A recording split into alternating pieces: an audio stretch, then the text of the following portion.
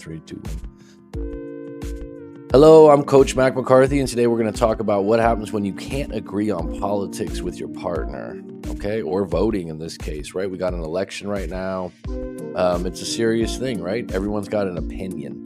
The interesting thing about this thing, and I'm not someone that's going to get into politics because it's a fucking minefield, but I think people forget that whatever their viewpoint is, it's not factual. It's an opinion. Obviously, you think or believe, I think means I don't know, that whoever you're voting for is the best candidate or whoever party you're with. And we won't just make this just about the president. But the reality is it's an opinion, right? So I have had in the past clients that literally break up over who they're voting for. This happened last election and the one before, and they've called me up. So we got B on the mic today. Go ahead and say hello, B. What's going on, guys? Yeah, so we got an extra. An extra on the live stream today. So we'll get into these topics. And this is a real thing, right? This is one of those things. But I think it also bleeds over into the fact that your morals and values, right? Your morals and values come down to who you vote for or why you vote for them. And then this is where things get crossed up real quick in a relationship. Someone gets really passionate about who they're voting for. And the other person, usually it's a little lopsided. Someone's more passionate than the other person. Mm-hmm. And the other person's thinking about giving in, but then the person takes it too far. But if you both are passionate, it's curtains. I think it's just, you're not going to get along, or the other person's just, it's not going to work because someone wants someone else to give in. So let's go through these really quick. I'll get B's opinion on it too. What's your view just on the question? What happens when you can't agree on politics with your partner? I mean, I don't know. I think you always should try, to see the other side of things. But yeah, it's people get super passionate. So yeah, I don't know. It's just, you have to take it by, case by case basis. All right, so let's go through this, and I got a question for you at the end that I think everyone should, that's like a golden question. Okay. That I think if you're in a relationship, is it the essence of this topic comes down to. But I'll get to it a little bit. We'll just put that one in the back pocket. All right, number one, it's an opinion. Okay, I think people forget whoever you're voting for, whoever you believe in, it's an absolute opinion. Opinion means no one's wrong or right. It means they built a case. It's not factual, but you believe it's factual because you're so goddamn righteous. But the bottom line is it's an opinion. I think this person would be better. Who knows is going to be better, right? I think I know, right? So, number two, why does someone need to win? When I'm talking about who needs to win, what I mean by that is, why does someone need to win in the relationship? If you vote for X and I vote for Z, and we can't agree on that, why does someone have to be right? That's a deeper issue in your relationship when you have people that you're with that can't lose a battle. And in those relationships, a lot of times if you're with someone like that, you either have to give in or get out.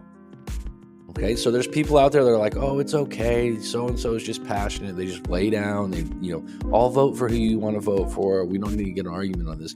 But why does someone need to win? Do you know what I mean by that, B? It's like, look, you guys can vote for different people and still be partners. How much fucking power do you think you have? You know what I mean? You're like, so number three, is it going against their morals? So for example, if you have a strong moral compass on a specific topic that this person that they're voting for is, well, then that crosses something deeper than the vote, right? Now you're getting into a moral question, and this happens, right? When someone goes, I actually just heard about this recently. A good friend of mine was just telling me that she was dating a guy for 7 months, and she said the reason why the guy stopped dating her or said that they weren't working out, he's like, everything's good, but he goes, during COVID, you got the jab and I didn't. And I just can't deal with that. And I thought, that was the reason. That's pretty shallow. Yeah. It makes you think from the outside in, is this guy telling the truth or just looking for an out? Maybe. Right? But there are people like that, right? Like, that are so strong about something. I think this particular guy was really into saving the earth, and he lived off the grid. So maybe maybe that really lined up with him. But like, to break up over it, Right. That was just his excuse. and that thing's long overdue, right? Like, it's just. But if it's his moral code, if they're gonna have kids and a family down the road, and she gets the vaccine and you don't, and there's gonna be more vaccines in the future, it's gonna be an issue, right? So it's a real thing. Number 4, where does it end? So if you're gonna argue about, like, if me and B are arguing about politics, which we never have, or haven't, both of us aren't very passionate people about politics. My other friends are like that too, thankfully. Where does it end? Because to me, it gets to a certain point, I'm like, I don't even want to talk about this anymore. I don't want to get an argument. I don't want to get a fight over it. Oh, you don't care. You asked for my opinion, I'll tell you my opinion. That's it. That's an opinion to me. I don't need you to agree with me. Now, when it's your girlfriend, some people need their partner to agree with them. I think you don't need them to agree with you. I think it puts a lot of strain on the relationship. People get everything agreed upon. Yeah. Mm-hmm. So where does it end? So if you're having trouble in your relationship, and you think the heart of the problem is politics or who you're voting for, it probably is more about just someone not dealing with the fact that they can't control you, or they can't deal with the fact that if you don't see things the way I see things, then you're crazy. Okay? What is it going to specifically affect on your relationship? So think about that. I think that's one of the core questions. If you really think about it, whoever gets voted in, and actually, let's throw this around for a minute. What if the president that's elected is going to affect an industry that you work in, which is a real thing, right? 100%. So this specific candidate is going to affect your money, right? Well, then you're going to be more passionate about it because there's a direct effect on it. But really, if it's not affecting you directly or both you directly, well, what's the difference? Okay. Number 6, who finds it more important? I think this is a good question too. Like, to me, I find it more important to control things in your life that are close to you, such as your neighbors, your friends, your family, your job, and make your best in that. Is it important who you vote for and all those things? Yeah, sure. But you're not going to control Trump or Harris or any of these people once they get in. Whoever gets in, you're not going to control them. You can back them, and you can also be surprised in 2 different directions. Wow, they did a really crappy job. Wow, they did a great job. Wow, I really like this bill that they did. Right? Yes, Rye. Expanded Minds podcast, the great Ezekiel, how you doing? Rye Flint, just checking in. Roller Girl, good to hear from you. What's up, Rye?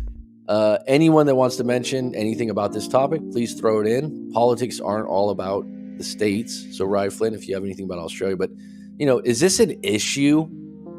Do you think this is a real issue that you'd have a problem with in your relationship, and how would you handle it? All right.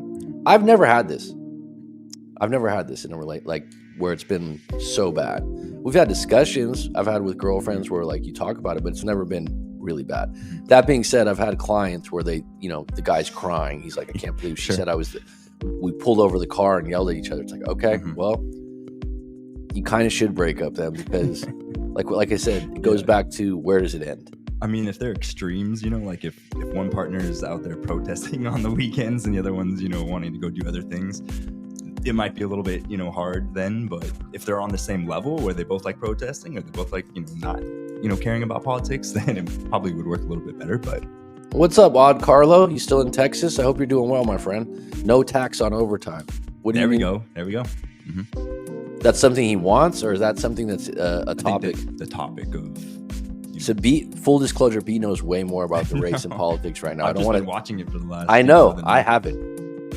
So I don't know a lot of the stuff that's going on. So this is also a minefield when you get into politics. So you don't care? So you have no interest, and then you're like, oh God, right?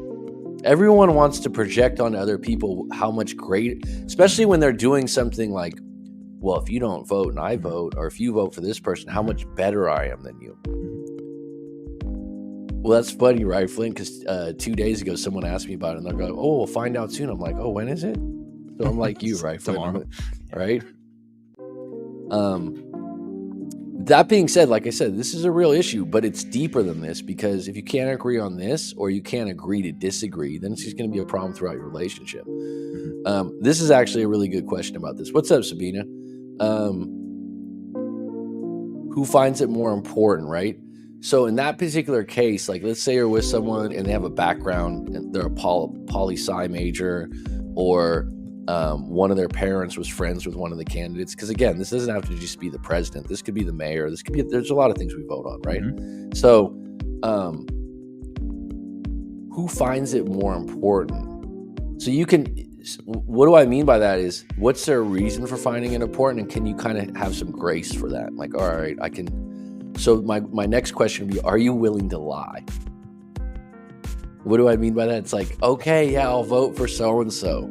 Fingers crossed, right? It's like, because I don't want to argue about this, I'll just say. Now, I don't promote lying. I don't think it's good, especially at my age now, but I'm just curious. Would you lie, B? Me personally, no. But I mean, if somebody feels like they you have, don't really let's just say, let's politics, just create this scenario. You have an outstanding relationship with your girlfriend or wife, the best intimacy you've ever had in your life, and she's like really into one candidate. Let's just say Harris, and you're into the other candidate, Trump. Let's just say, we're not saying that because we're not going to go there. But, and you're like, well, I really like this person, but you're just not as passionate about it. And she just keeps going on. She's like, if you vote for him, we're done. Gun to the head negotiations. Just be honest. Would you be like, you know what? All right. If I just casually, was like, oh, I like Trump or whatever for nothing really specific, I might, yeah. Because it would be easy, right? It would be easy to be like, sure, okay, I'll vote for him. And then you could, it's a secret thing. On the other hand, if I was like super passionate, I probably wouldn't. I probably would, say, here's my reasons for picking this, person or whatever. But everything else is good about that relation. How many times I bet in a lot of relationships that someone just gives into their partner and says that they're going to do that, but then when they go to the polls, they can do whatever the fuck they want. It's a secret. So that's the interesting about it. So number 8 is the next question. Can you give in, right? You're with someone, you're like, you know what, this is going to be the worst case scenario. I don't control the world. I'm not making worldly decisions. Screw it. It's a good question to ask. Number 9, then what comes into place? Self-respect, integrity, honesty. So those are the things you're going to be messing with, right? What is your real power beyond this election or vote?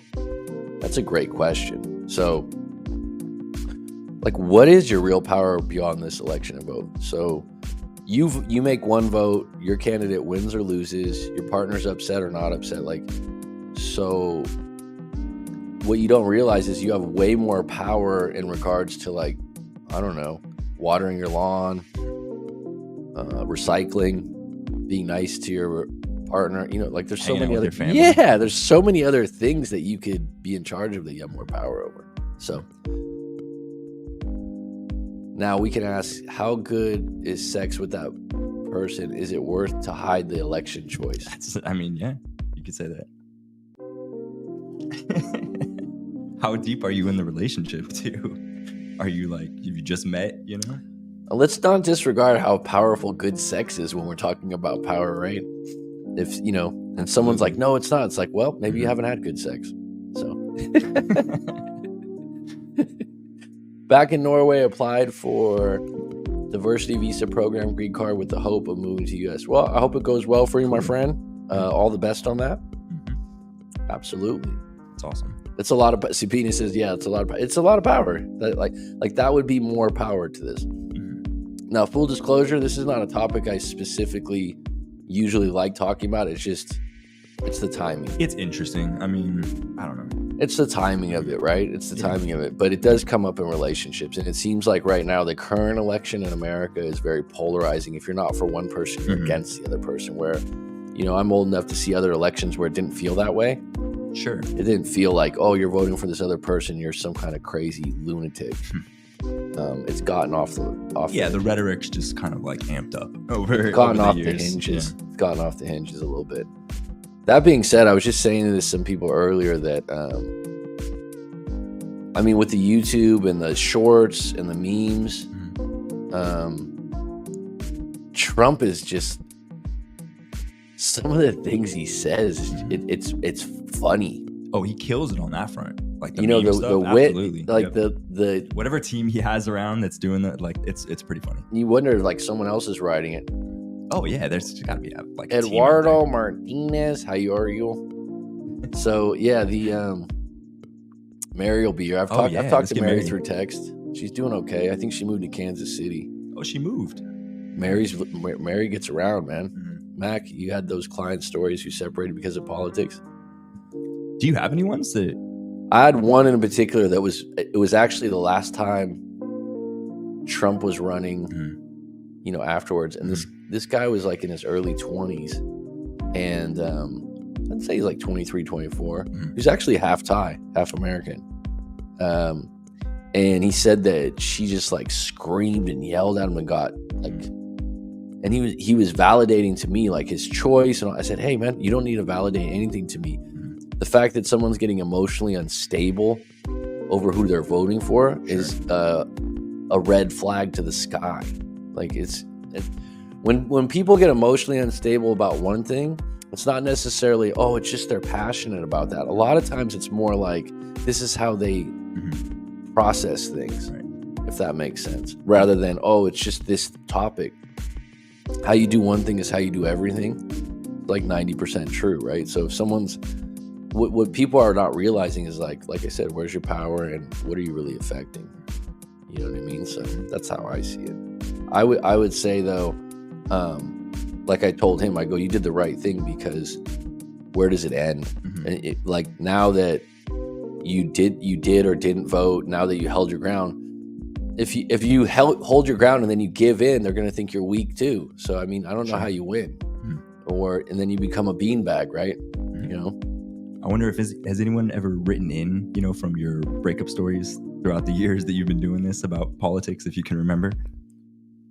Other than that one? That was the only one that was like a breakup. Otherwise, it usually never goes there. Now I've told you before, I have clients now that are not for breakups, that are regular clients that talk to me about work and talk to me about life. Different things, right? Yeah, and they'll get into stuff that they like or don't like about politics, of course. But when someone's in a breakup, we know it's tunnel vision, right? Sure.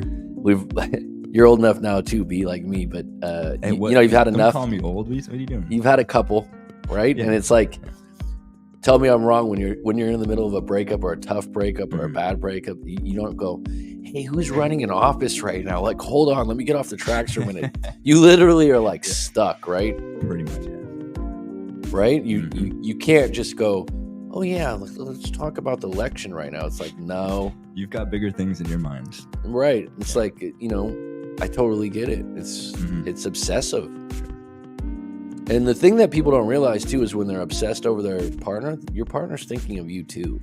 It's just how the energy fields work and all that other stuff. And then there'll be a time where you're like, wow, it's just kind of cut off. That means they're not thinking of you either. YouTube is full of emotionally unstable people right now. How to stop following those channels? Man. Hey, pause the breakup to watch the election. What's up, Clutch? How are you, bro? I was just thinking about you today. Put it on pause. Have they decided right now? It's currently at 230. The electoral college votes to 187 for Donald Trump. So I think there's still a lot. They still have a lot of states to get through. Leave it to the Canadian to throw in his opinion on this.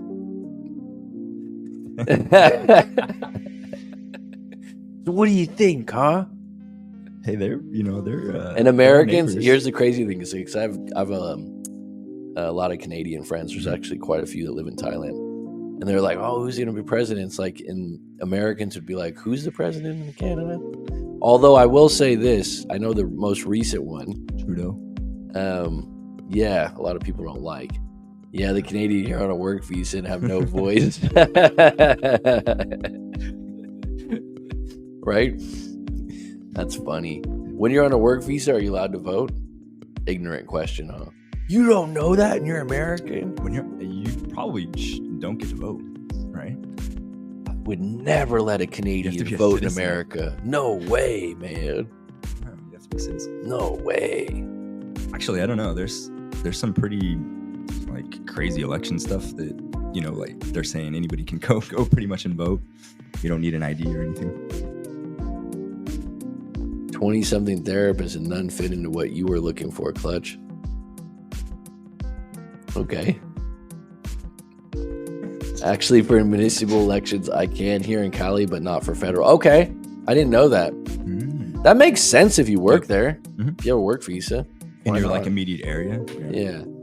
Actually, I feel like in some ways, and here we go, the minefield starts, right? If we had 100 people on, they'd go, oh, God, there'd be 10 or 20%. Oh, this guy really doesn't know what he's talking about. I don't. I'm not a specialist in elections or politics, okay? So full disclosure. But I would think your local or municipal elections sometimes are more important because that's directly affecting you more.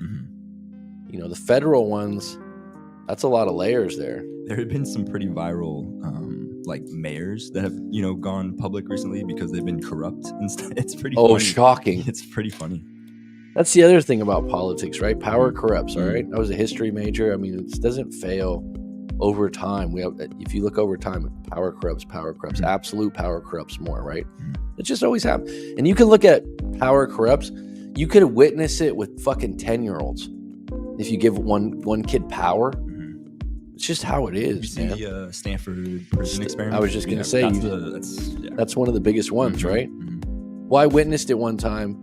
I don't know if you were a part of that time when there was a training for hostages here in Thailand. Oh yeah, I did that. Were you a part of that? Yeah, I did that. Okay, so you were on But deck they for bound that. everybody up and Yeah, so they needed. Yeah, I was part of that. And I witnessed some people where I was like, "What the hell is this, dude?" Won't say his name because we both know him. Do you remember that? Elaine. Well, you okay? Yeah, I do. But so they had this thing where they were trained. This is 10 or 15 years ago, right? This was a long time ago. And B was there too, and they needed a group of people. What they would do is they would train media in hostage situations. Okay, so this like preparedness, right. So these were quote unquote news people. Yeah, they were like people from around the world that came here. So they got these guys that looked like they were ex-Navy SEALs, just jacked and all this stuff, and they had these like abandoned buildings here in Thailand, and they created these situations where they were held hostage. So they were like held in a room, and then they had us as extras kind of go around as like the extra people that were holding them, right? Like, and this one guy who we both knew, who wasn't a very tough guy. No, that's an understatement. No. If anything, he was kind of weak. He was getting his kicks, man. He was yelling in their ears. He was telling them to shut up. It was like me.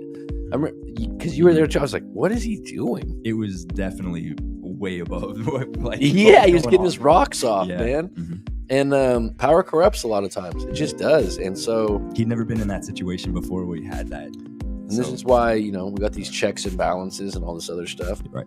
But I really don't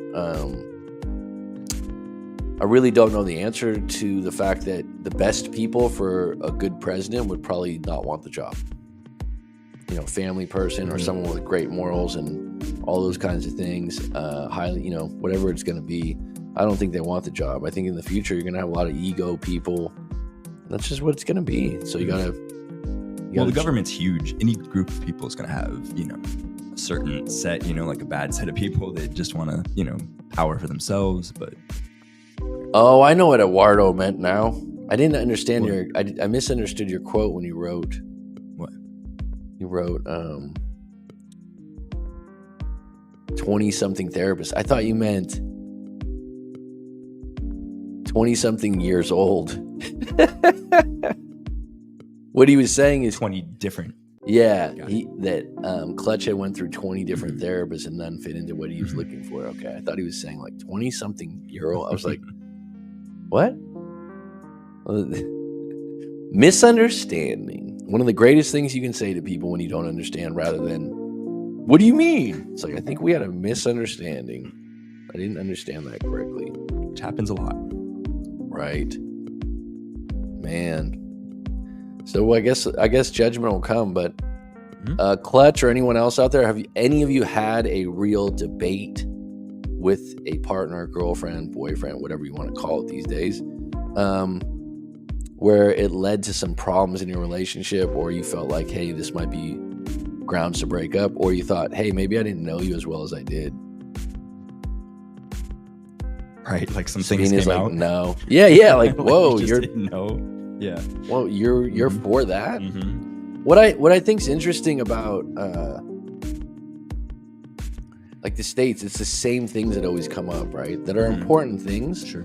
Like abortion, like gun control and those things. But it feels like there's only like 5 or 6 of them that are superior to every other thing. Like those moral topics. Does that make, you know what I mean? It's like constantly those things, which are important. Okay. But it's like, basically, I mean, this year it's been like the economy, abortion, the border. What about the issue with the pharmaceutical companies? I mean, that's huge. Yeah. What about, right? Which I think, I mean, Kennedy, I think Kennedy really wants, like, that's been his kind of mission in life, other than some environmental I'm just stuff. saying there's way more topics. Right. Yeah. But it seems like they come to those 5 or 6, or that are just, the pillars. Politics in the bedroom will lead to some awkward foreplay, Mac. Well, he doesn't have to be in the bedroom, because when you have a girlfriend or something, you're not always in the bedroom. Yeah. That would be nice though, Clutch. Right, yeah, it would be. When you have that long-term relationship, there's more time outside the bedroom, and that's usually the problem. Because when you first start dating, you're like, damn, this is fucking excellent. We see each other 3-4 times a week. You look your best, you smell your best. You're always on point. We have great conversations. Then you live together and you go, you know what? I'm fucking sick of you. You're annoying. You actually, don't always look your best because you live together. Oh, I had no idea you didn't like politics. You didn't like who I liked in politics. So it's definitely not foreplay. Problem is people have less sex. At what point in your relationships does politics become a conversation? That's a good point. For me, it's never been a problem. I know that I had one girlfriend in the past that got into it. That's another interesting thing. Maybe a friend sparked it, and all of a sudden she's like reading up on everything. Right, like overnight, she's really into politics, and you're like, okay, trying on a new uniform, huh? She's taking night classes. Yeah, and you're like, all right, oh yeah, what about this bill? What about that bill? And you're like, okay, all right, this is a new thing. So people can surprise you, and they can change. I think that depends on how much level of interest you have for politics. Like if you're extremely involved, then maybe it's like really early on in the relationship. But if you're casual, maybe it just comes up over time, different things. I bet if they did a study, or they did a survey, which I don't know how they do these surveys. And the funny thing about all these things, it's like studies show, and they question 10,000 people when there's fucking 300 million in the States, right? It's like, well, that's what they say with the polls. Right? Yeah. It's like, okay, so are we getting a sample size? No, we're getting a drop, right?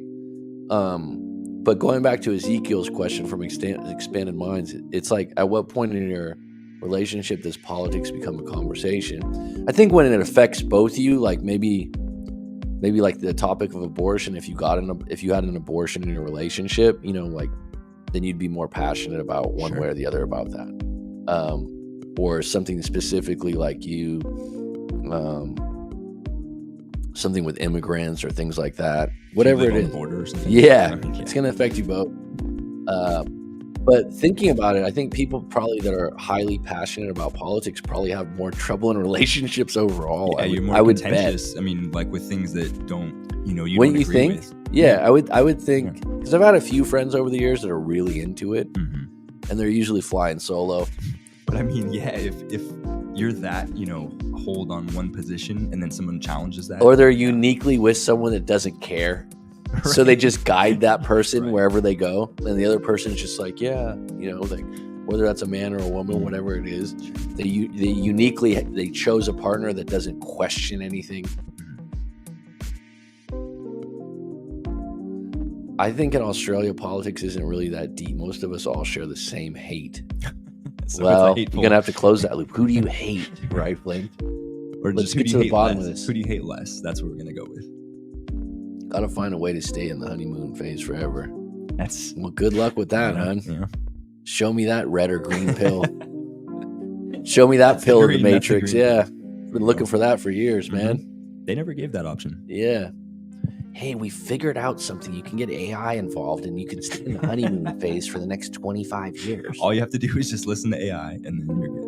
Right. There's people out there that do stay in the honeymoon phase. They're called outliers, right? Where everything is just golden. They're always smiling. And that's great. I'm happy for them. Mm-hmm.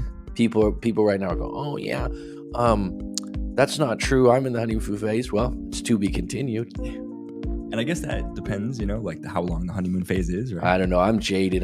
You know what? Sometimes I got to get out of this line of work. I was just telling a friend today, I was like, dude, I don't think it's good for my love life that I've been working with people in breakups for 5 or 6 years. Sure. She started laughing. She goes, it's negative, right? And I'm like, it's not negative. I don't know. I don't mind helping people through it. And you meet a lot of good people in tough times. But at the same time, you kind of lose faith in the whole relationship system because you see so many things. Baha, yep. 18 months biochemistry of honeymoon. Yeah, that's in, what's her name? Jane. I'm trying to think. Took quite a few anthropology courses when I was in college. I could have probably double majored in anthropology, which is actually pretty useless. You know what anthropology means, B? Study, what is anthropology? Study of... He's looking it up right now, by the way. He's looking it up too. Like you know when it takes 10 seconds, it's like, hold on. No, I was trying to get the live stream up. Study of humans. It should be more popular, probably.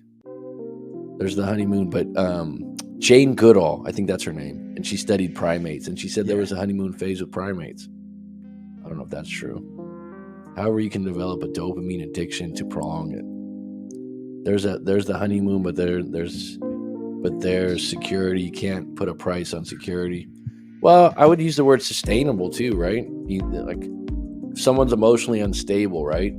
It's not sustainable because how many more times can you go through a roller coaster ride with a psycho? So you get to the point they up the ante. Some of the stories you hear, sometimes you're like, wow. Are you ever really secure? Well, I would hope so. But you know what? If you lined up, that's a great question, right, Flint? It's very simplistic, but if you think about it, the only person that needs to answer that is yourself. Because if you asked 100 people, they'd go, oh yeah, Flint, she's not secure. You'd have another 10 people go, oh, I think she's really, you know what I mean? And what day is it? What day is it? Yeah, great way to put it, bro. I think that everyone's capable of being insecure in certain situations if you're human. And here's the thing. This is a big one. Even if you meet the most stalwart person of fucking character and Jocko Willink, the Navy SEAL, listen, if you're in a relationship and you break up, let them go. Let me tell you one more time, they're not who you think they are. And then it gets quoted up like, 100,000 views. Oh my God, this guy's such a legend. It's like, guess what? He could get divorced in 2 years and his wife could be with the pool boy. It's possible. And then, but his current track in life is that's what he does, right? Everyone gets fucking humbled. Everyone gets humbled in a different way. That's my opinion. I don't know, B. Whether, so you feeling like you're insecure, I think it's the best thing to be like, if there's a pocket of time where you're insecure or something happened, you got to ride through that storm to get more secure. Because there's going to be things, I think, even as an adult now, that can mess with that. So like someone like Jocko Willink, right? He's bulletproof. He's a Navy SEAL. He's seen action, right? And he's got a great podcast. He's got a lot of knowing. He's a cool dude. I don't follow his podcast a lot, but he's a cool dude. I like it. Like I'm not a follower either, but I've seen stuff. I respect him, but I remember his breakup advice was just like heartless, dude. Well, it's very on, point for him. Deal with it. Yeah. Let them go. Never talk to them again. It's like, okay, man, Right. what if this was your wife of 10 years? And you know what I mean? There's some scenarios that you're not putting into place here. It's a little more nuanced. Yeah. You know? So, dude, being humble is, and you know what? It hasn't stopped in my life. I've had it every time I feel like I'm doing really well or you're riding high. Something can happen, man. Life, and even if you have a great marriage, which I haven't ever embarked on, it's like that marriage could end from a death. It's like I've talked about this before. My grandfather married my grandmother on my dad's side, and they were married at like 19 or 20. And I mean, but they had 4 kids. They got through it. I mean, everything went right. When you were around them, you could tell they were really in love. Especially my grandpa was very in love with her. There was no like cheating. There was no abuse. Like she passed away when they were 62, when they were planning to retire together. He was brokenhearted for 20 years until he was 84. Was he humbled? Yeah. He was a different guy. And then when he got like in his late 70s, he really softened up. He's an old Irishman, real stubborn, you know. And he said the only way I stayed alive. He didn't say it in those words. He goes, I got my religion. He's a devout Catholic. So he went to church and stuff like that. My point is, even if you got it for 20 years or 30 years, or you have that honeymoon phase, you still can get humbled at some point. And I think that's just, you know, that's how life is. And that's the way we grow, as cliche as it sounds. It also plays out on your upbringing. I recently started talking to my sister. She still sees chaos and normal. Mac is right. Being humble goes a long way. It's big, man. Well, I mean, she's, you know, that's great that you and your sister started talking. I actually just got a message from a client that I did a lot of work with maybe 3 or 4 years ago. And he wouldn't mind me mentioning this. He was adopted.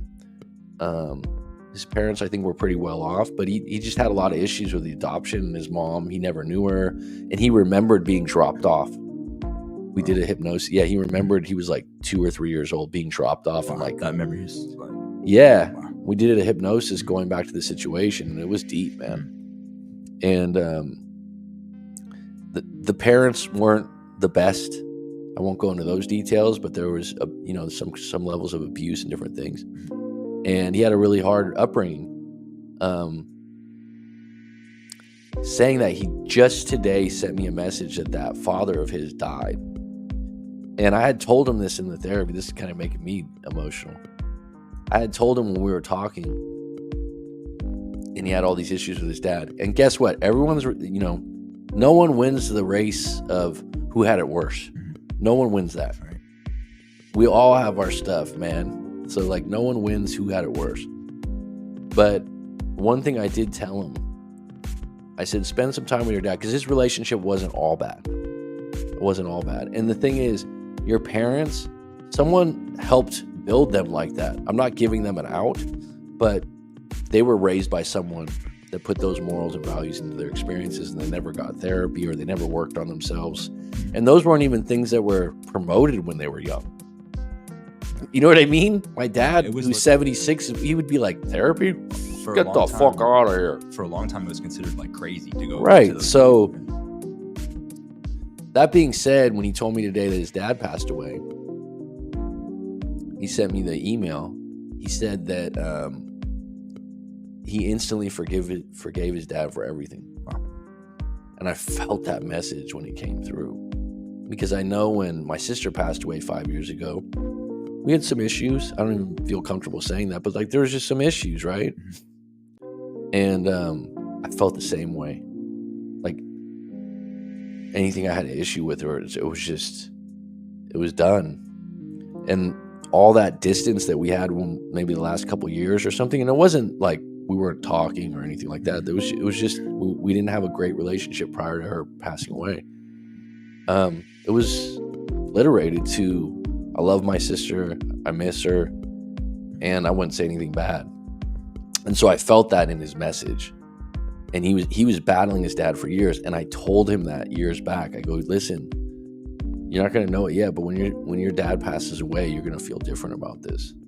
Now, that being said, there's probably some people out there that carry stuff. Mhm. I'm not judging them because, We're all different. yeah, but at the same time, there's something to it that releases when someone passes away that you're kind of like, I don't know, you have more grace and compassion, or maybe I'm just projecting what happened to me. For probably certain things and stuff. Yeah. Yeah, Mhm. because you can, all right, you live long enough, and the older you get, the more you see people pass away that are friends or family. And from the outside, you go, oh, I'm sorry, bro. I'm sorry, so-and-so. And that's genuine. But when it happens to someone that's close to you, you can't equate it. I don't know how to describe it. The energy, the feeling, the emotions in your heart. And so whether you're going to make up with someone now, whether it's your sister or your parents, you're probably going to forgive them on that day. You probably are. All right. Let's see here. Also plays. So that's a good thing that your sister's doing okay. The ex that brought me to this channel would get angry at me a lot. Mind you, she was a very jealous girlfriend. I would laugh or poke fun at her while she would cuss me out. I guess it started there. Well, Yeah. no one likes when they're really angry and the other person doesn't take them serious. That's right. Yeah. Ha ha ha! You're getting really angry. It doesn't match up to their level, and You might you're as well like, just "Alright." throw gasoline on the fire, right? Right. You're not okay. What's wrong? Because people, Mhm, people mhm. want, when they're angry, they want you to They be want you to- angry. they want you to be in the angry snake back. pit. Yeah. Mike's is a friend of mine. Good. Is it a terrible idea to be friends with an ex? No, it's different exes for different people. Different strokes for different folks. What if you can be friends? And that goes back to that big statement, oh, I could never be friends with a woman. What a fucking blanket stupid statement. Mhm. You could never be friends with someone you're attracted to, maybe. I don't know, but like I've seen that so much. I remember as a going over coach. stuff on, that's just people writing in stuff that's gone, can I still stay friends with my ex and stuff like that. You make your own Yeah. fucking rules, man.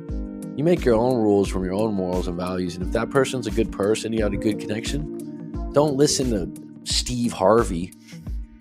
Steve Harvey has a book. He's like, oh, I could never be friends with a woman. Da, da, da, da, da. It's like, so you're going to tell the masses that follow you to follow what you do, dude, because you've cheated on your wife. And you know what I mean? Sure. It's like, everyone has their own path. Mhm. I think that if something goes wrong, or what you always have to check at the door is like, what's my intentions? Do I have some integrity in this situation? Why do I want to be friends with them would be the question. What's my intentions here? Do I want to get back Am I with trying them? to get back, right? And if they're with someone else, then that's bad integrity, right? Let's say that you meet up with an ex, you're single, and you're like, oh yeah, it'd be great to be friends with you. Do you want to get lunch? And then you go home and you start thinking about hooking up with them intimately. because you're back in the same situation. Yeah, and you're like, oh yeah, but they're with someone. But yeah, let's get lunch. That's bad intentions. Go ahead and do it if you want. I'm not the moral police, but maybe karma gets you later on. It's a terrible idea to be friends with an ex. I mean, I consider myself friends with one of them, and if I ran into any of the other ones, define friends, right? Are we going to hang out every weekend, or are we cordial? Are we friendly or Yeah.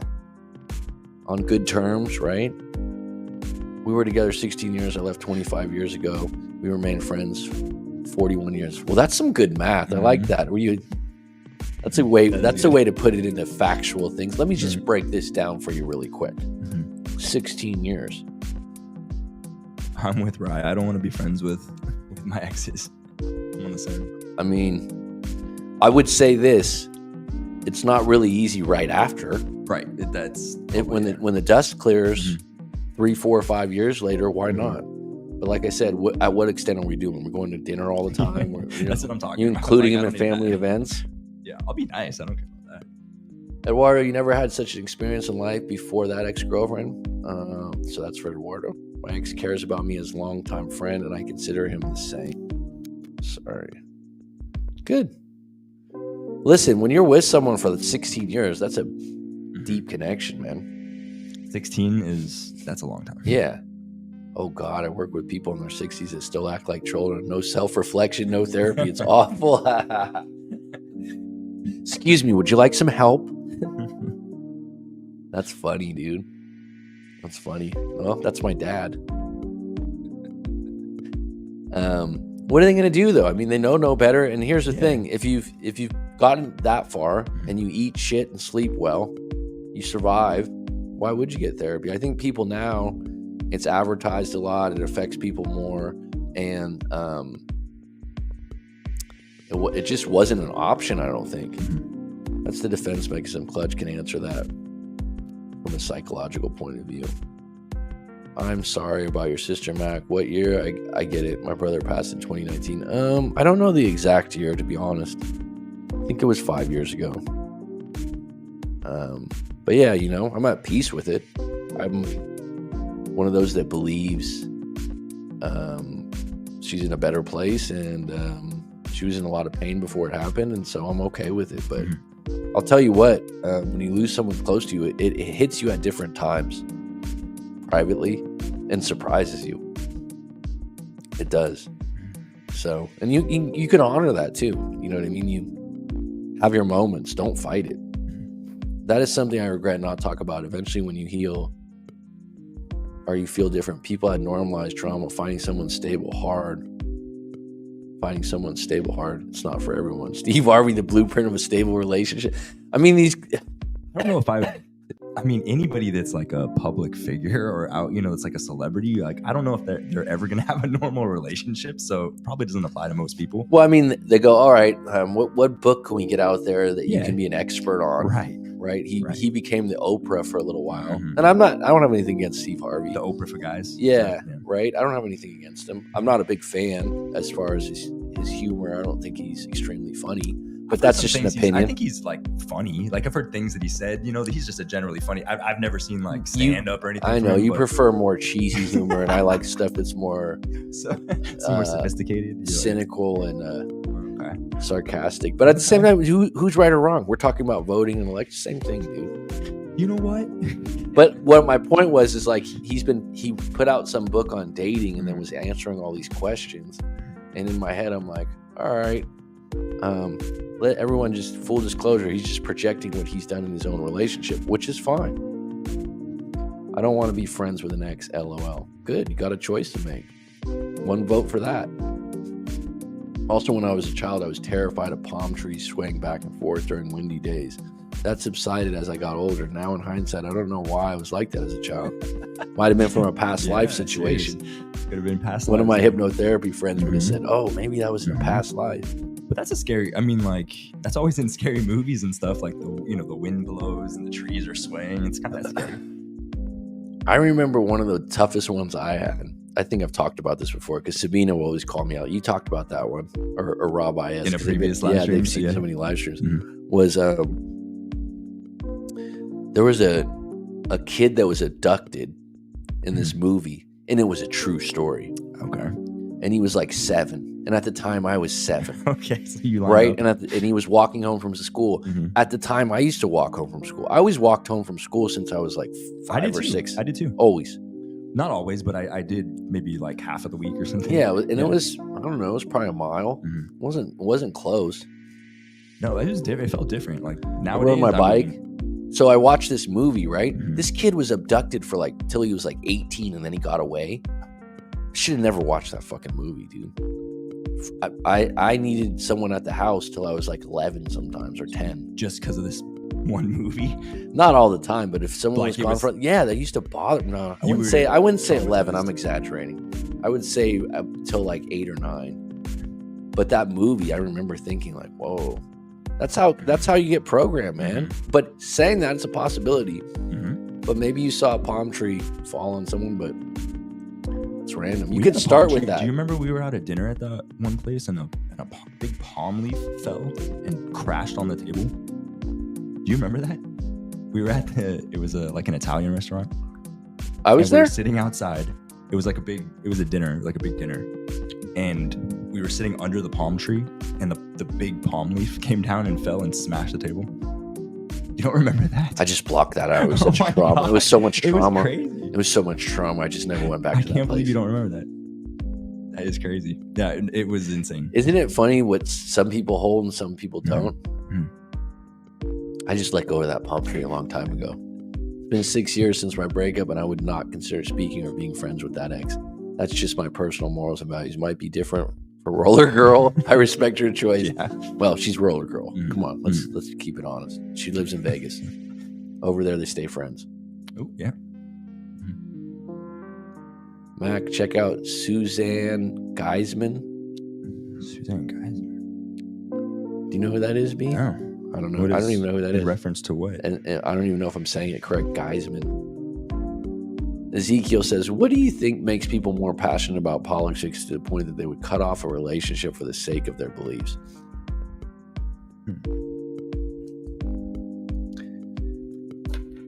I think means I don't know. That means my opinion. Yeah. Full disclosure. Well, how deep are your beliefs? Great question, though. First of all, a lot of people that are passionate about politics, there was a seed somewhere. So maybe their parents are into it. Maybe, listen, in high school or college, soon people I don't think are going to be thinking for themselves in college because they'll just have AI writing their papers, which is fine. But if they had a teacher or a friend that was their dorm roommate and they're impressionable, people they get into things, right? They get into passions and different things, and politics can be one of those things. Because I've literally had people that I've known when we were in elementary school or middle school, and years later they're way into politics, and you're like, where did this come from? I don't know. Or like I'll say my dad was like more into politics than I think they're like the average, parent would be.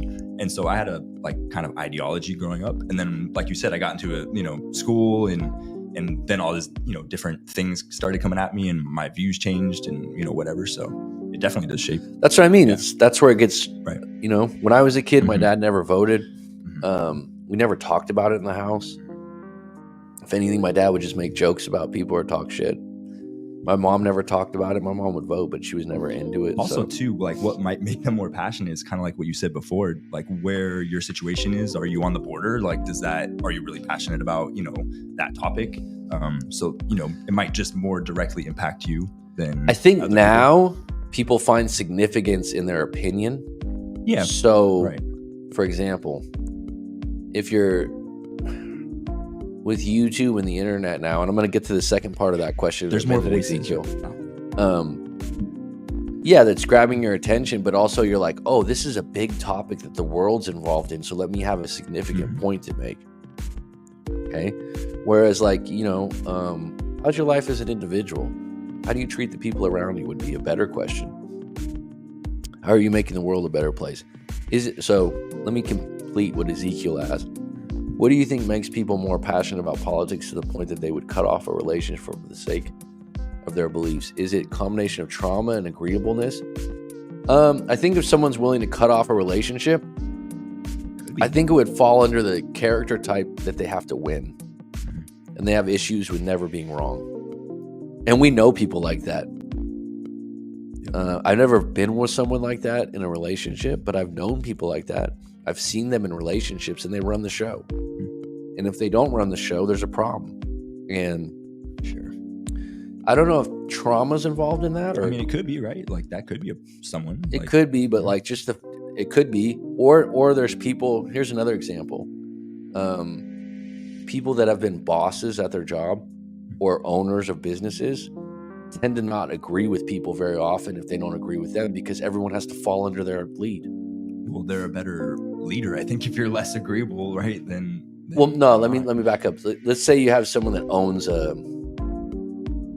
clothing store or Like a small business. owns a bar and restaurant, right? They have 20 staff and they make a lot of money. Let's add that to it. Let's say it's a successful bar and restaurant. I got 20 staff, and what's those staff doing? Hey, can I do this? Hey, can I do? They're all answering to that one person. They're a boss. Then on top of it, that person goes home. They have a maid. They have a cleaner. They hire an electrician. All these people are working for them. So when they're in the relationship, it's like if their partner doesn't fall in line or do what they say, they're like, what part did I miss? They just have a different perspective on life. Well, they just don't. They don't deal with people that disagree with them a lot. I'm pretty sure there's a Final Destination plot in there somewhere. Man, that's an old one. That movie. Are you talking about the movie? Yeah, I'm sure he is. Have you seen Final Destination: Expanded Minds? Brainwashing. He has not seen Final Destination. Beliefs are similar to values and standards, so why would I change for someone new in a season of my life? Are beliefs similar to values? I suppose so. I suppose they're...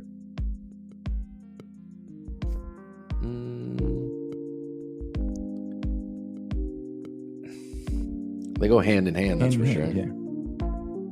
About love, one's passing on. About love, one's passing on, and messages from them after death. What do you mean by that, Roller Gore? I'm confused. I feel like it's a little incomplete what you said, but I'm interested to know what you meant.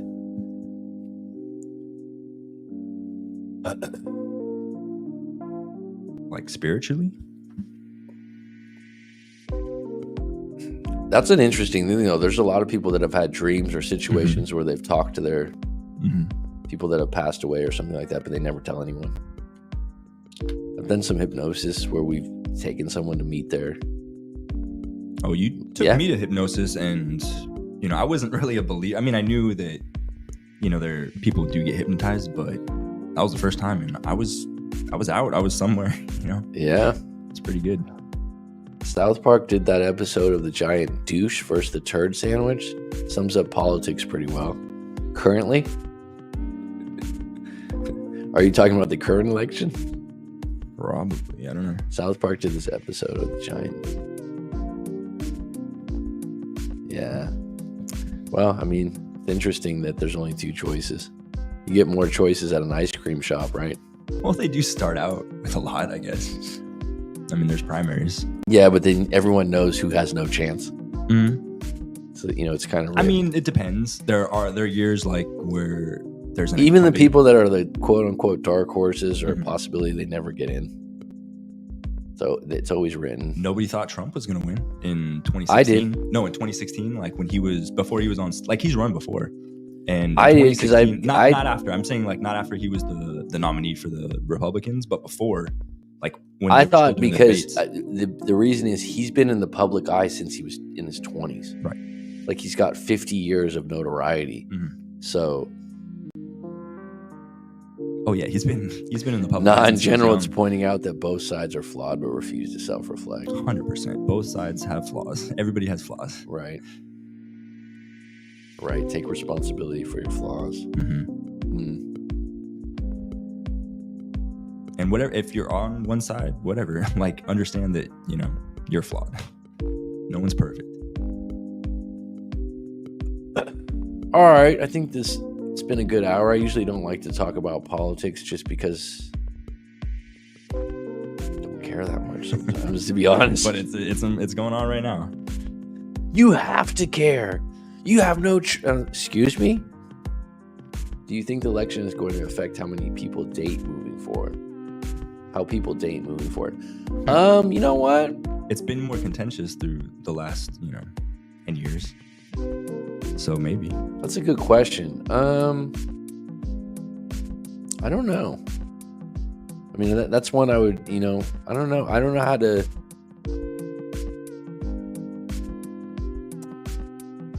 affect how people date moving forward. I would hope not, but dating's definitely different than it was 5 or 10 years ago. I think what's going to affect dating more, if I could take this into a different direction, is AI. You were talking about that. I mean, I don't want to talk about this today because I want to save it for another day because I think it's a great topic. But I think there's going to be a lot of people with that movie Her. That's going to happen, dude. I think that's going to affect things even more. 100%. It probably already is happening. I'm sure there's people out there that have an AI that they're talking to. Well, now Rob's on, so I'm going to have to prolong this a little bit. Guardian of the Gate. How are you, Rob? What's up, Rob? It's been a pleasure. Fuck, man. I've been looking for you in the daylight with a flashlight. Had you on milk cartons for years. All right, Eduardo Martinez. What do you think about the taxi cab theory? I'm not Taxi familiar cab? what that is, What's a taxi cab theory? and I won't look it up. No, let's have Eduardo explain it. That's just wild to me. I think it's coming for sure. If anyone's seen that movie, I think it's Show you like they're that. listening from beyond here.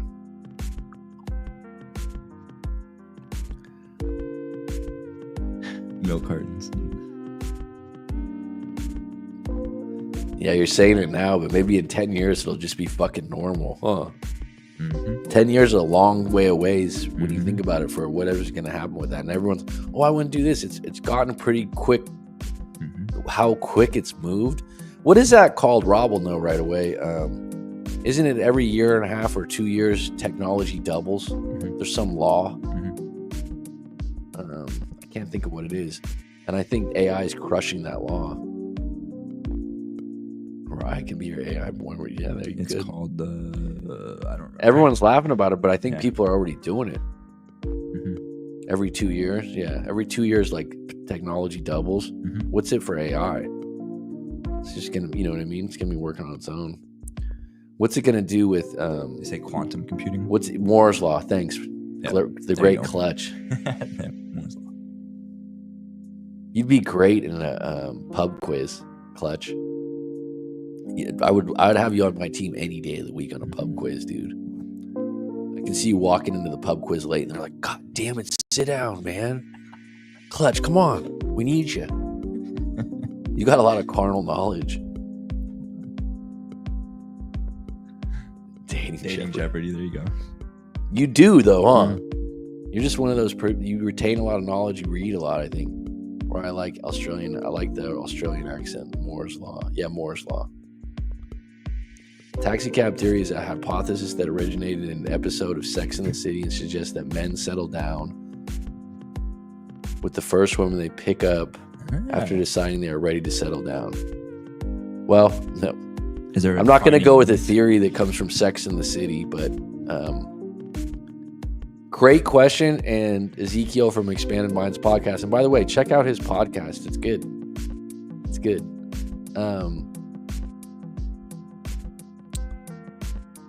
Okay. Men settle down with the first one they pick up after deciding they are ready to settle down. So that's the part that's a little generalized, right? How do we define a man's ready to settle down? Yeah, what exact point? Right. I've had it a few times in my life until it changed, right? It's just what you felt. Right. People that get married and they get divorced, it's like, you were ready to settle down, weren't you? Until you got divorced. So, poof. I would say that you would hope that when you're going to be willing to settle down, you're more selective.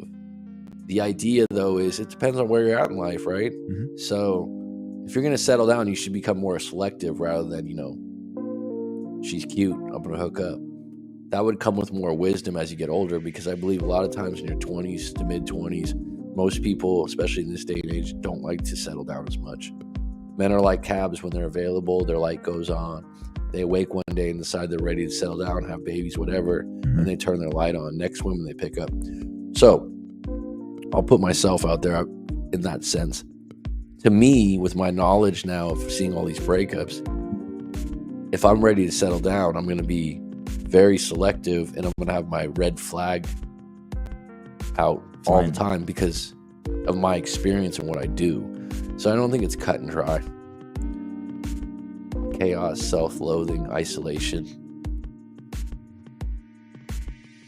What is this, a Charles Bukowski poem or Fear and Loathing in Las Vegas? There was greens, yellows, bag of. Oh, you did a good one. I like that. There was greens, yellows. We had grass. When I settled, when I had enough of the games, enough of the chaos, I decided I was going to date someone stable. That was my top priority. That was different. That's excellent, bro. I think you nailed it when you said stable. Stability and sustainability is big, man.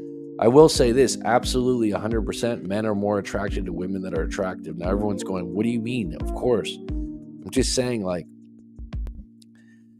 A guy will line up, let's say he's got a girl he works with. Let's say he's got a girl that he knows from a cafe. Let's say he's got a woman that he's dated before, right? Generally speaking, he's always going to be most enamored with the one that's the best looking. And then he'll build his case around that. It's just how it is. A book, The Tactical Guide to Women, I think. I think that's it. It's just how men are wired.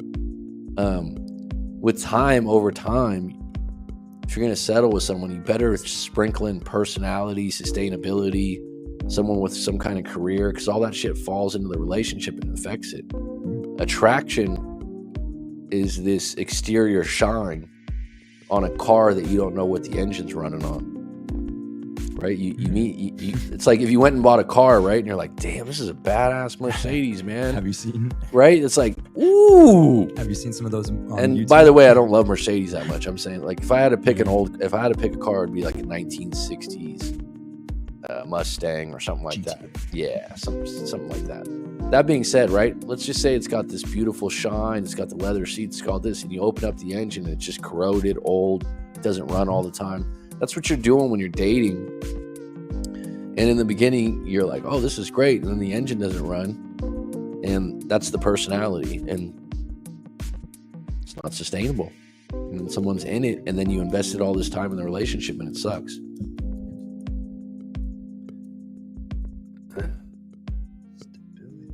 The theory is based on the idea that love is about timing and settling on someone who is generally pleasant to be around.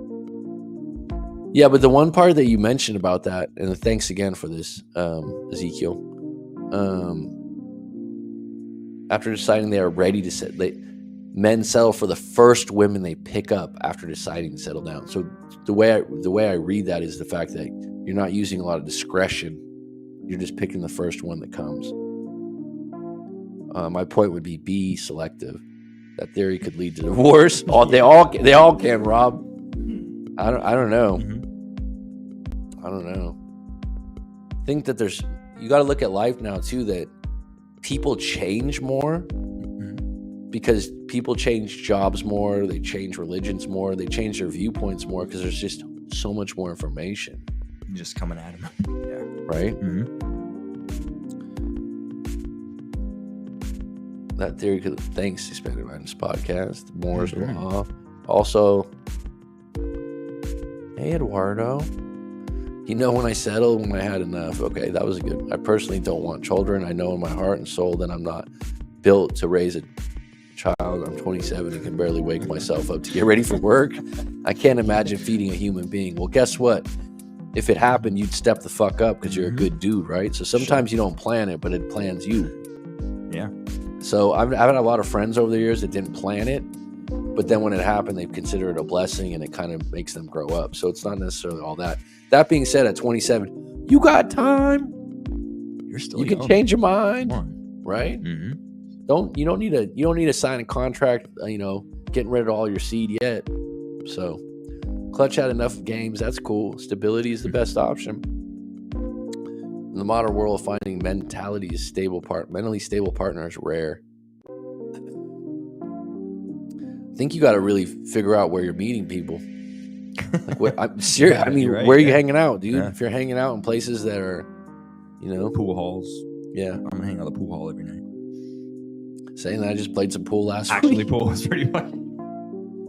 I mean, that's the Yeah. game. Building attraction But when you I know the mean- steps is easy, but good luck keeping someone who likes you when you make them feel good. Life gets hard. Great point, bro. Put that on your Twitter page, Holmes. Right? Great point. Life does get hard. What's hard about it is when life gets hard for you and it's not hard for them. They're like, hey, what's wrong? Why are you so upset? You can handle that differently.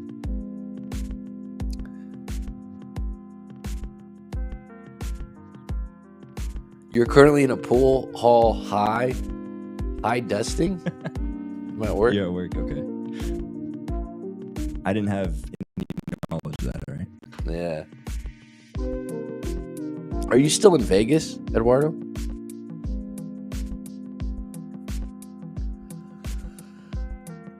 All right, let's close this out. We got When the relationship is more tense because of politics, how do you build up from there instead of the breakup relationship part? When the relationship gets more tense because of politics, how do you build up from there instead of, oh, cool, you guys are together? What's up, Sam? Sam used to come on the show. When the relationship gets more tense because of politics, how do you build up from there instead of the breakup relationship? I got to read that again and again. So how do you just, Eduardo, that's excellent news. You guys have been together a long time. Congratulations, bro. When the relationship gets more tense because of politics, how do you build up from there instead of break the relationship apart?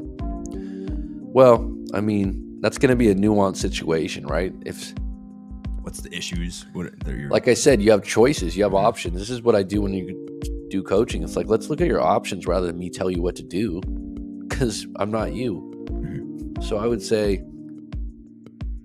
what's the specific issues in the politics problem?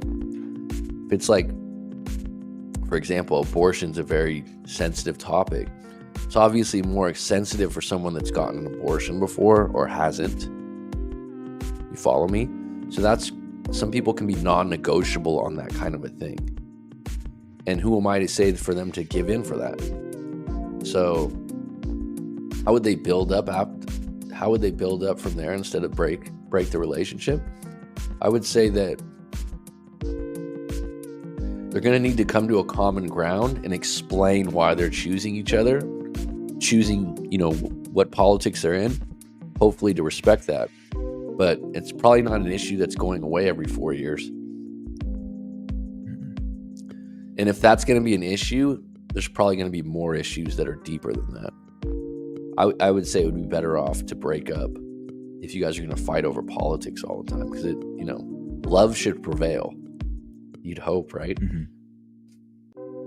Well, I can't imagine having a politic fight where someone's threatening to break up with me Right. I just go into it, thinking like, we're not going to agree on everything, and you have your positions. And if it's too big of a deal, then yeah, it probably won't work. I think B would just go to the polls and go, yeah, and I'll vote for them.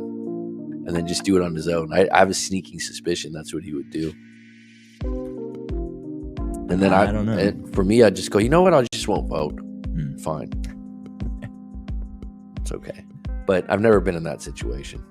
She's jumping up and down at our local voting polls.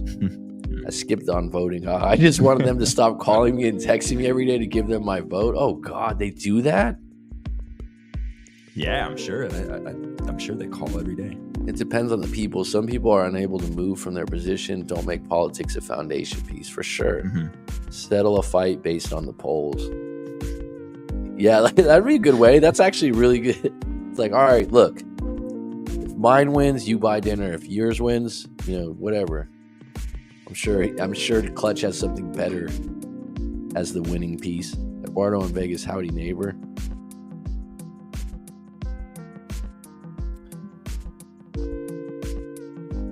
We got the old gang back together here. So my plan moving forward with some live streams is actually to call it office hours and have some more call-in people. But I think we got a little click here. I want people to be able to call in now, and if they have a question about anything, and it doesn't have to be about the topic. It could be about something at work. Give me 10 minutes and let's see if we can go through it. Mac, I've been waking up to 20-something missed calls and about 10 texts. It doubles by the end of the night. Jeez. From cold calling for the voting? That's crazy. Move.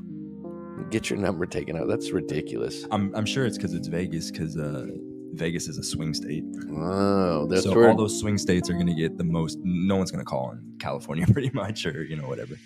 I'm sure they still do, but would you be one of those cold callers for the party that you wanted? God, no, I'd hate that. I mean, if you're really passionate. Yeah. You caught me as I was watching the lecture on my YouTube channel. That's fate. It's always There's fate. so many live streams going right now. Oh, because of the election? Yeah, all the I mean, there's a ton of politic channels. Oh, yeah. You know what's interesting that's happening to YouTube? What's that? Is some of the most popular channels, like for podcasts and different things, and correct me if I'm wrong on this,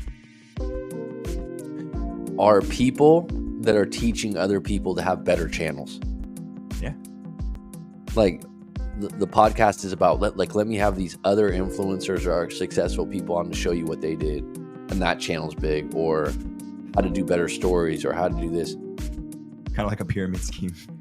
No, it's like, so the gold rush in California, you're familiar with that, B? It's before your time and my time, but the gold rush, we had to learn about it in school. 1849, that's why they're called the 49ers.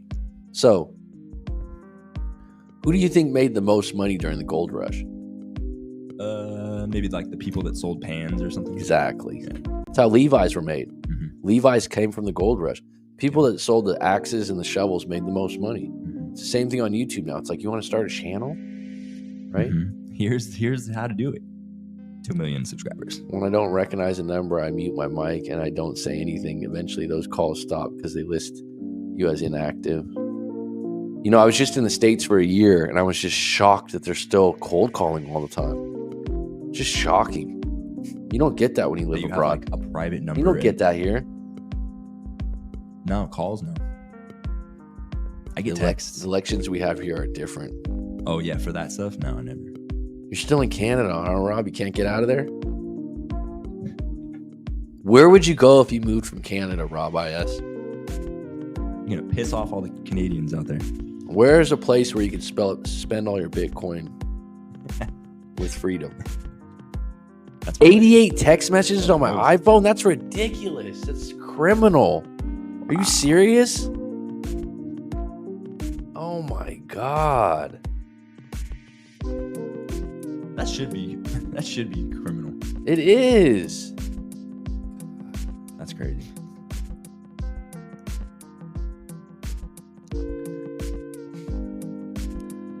Listen, I've been there once and that's what it felt like. So that's what I'm going on, right? No, I'm just playing. I've been to Victoria once and it was beautiful. It's one of the most beautiful places in the world. I think Canadians are some of the kindest people. Mm-hmm. They're very, very kind. I would say not very street smart would be one thing. Little naivety. But because everyone's so nice? I don't know, man. It's just, Hey, that's not a Canada's big, negative too. thing. It's not a negative thing. It's a good thing. It's like, hey, how you guys doing, eh? You guys want to go down and have a couple moose lagas? That's a Boston Canadian. Huh? That's a Boston Canadian. Want to have a couple moose heads? That is definitely a person from Boston. Canadians are very kind people. I've had really good friends from Canada. Very genuine. What do you think of President Trump hopping on the Joe Rogan podcast?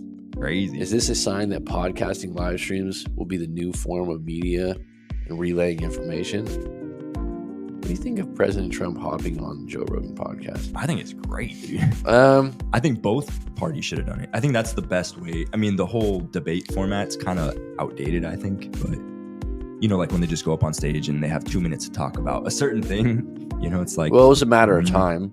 Yeah. Right? He's got the biggest platform, and I think he didn't want to show his cards that he was supporting Trump for years. But I think if I had to guess, he wasn't openly supporting him, was he? You would know, B.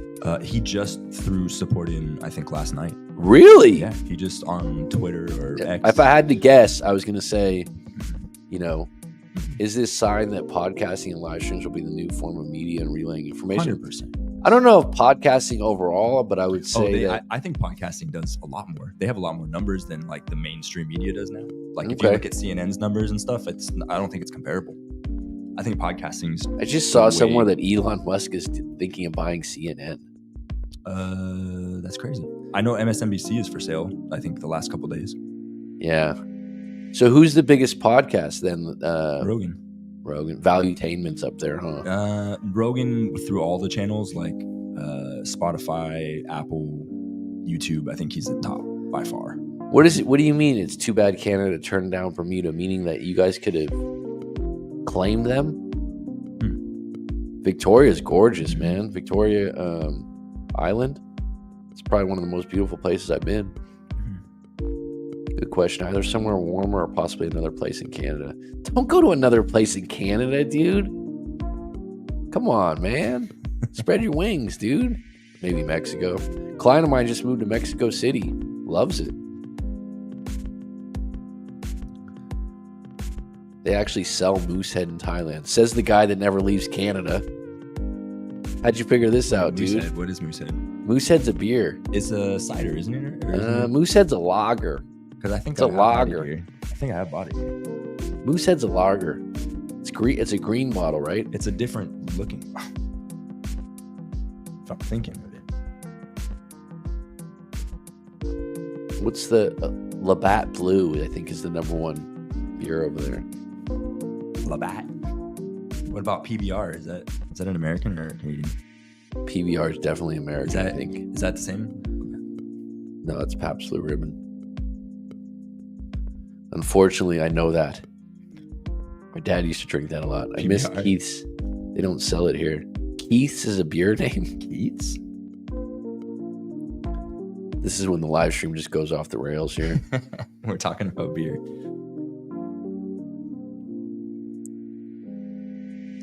What are some other platforms you guys think that would be good for these live streams? Twitch? No. B and I were talking about, have you guys heard of the platform Skool with a K? SKOOL, starting where you could do private Zoom.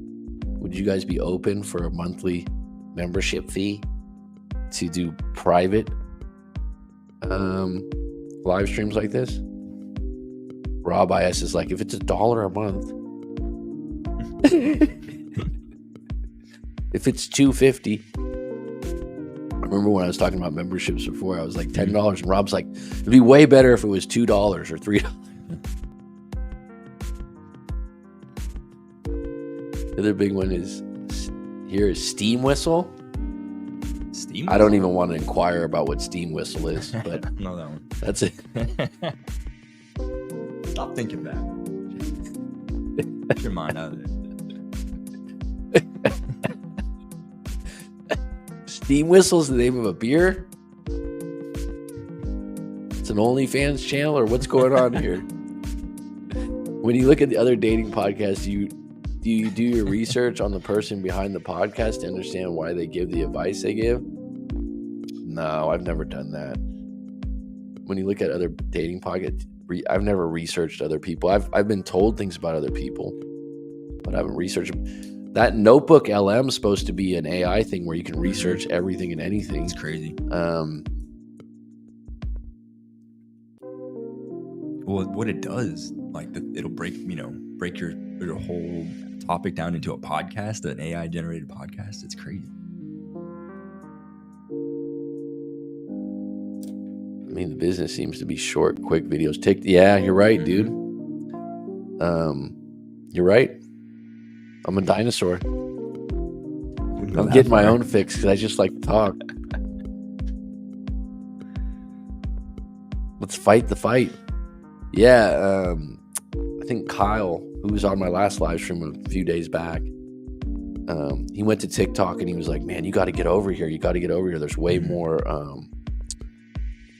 coaching calls and all this. And the content, I think he would agree. It was just every video had the keywords no contact. And,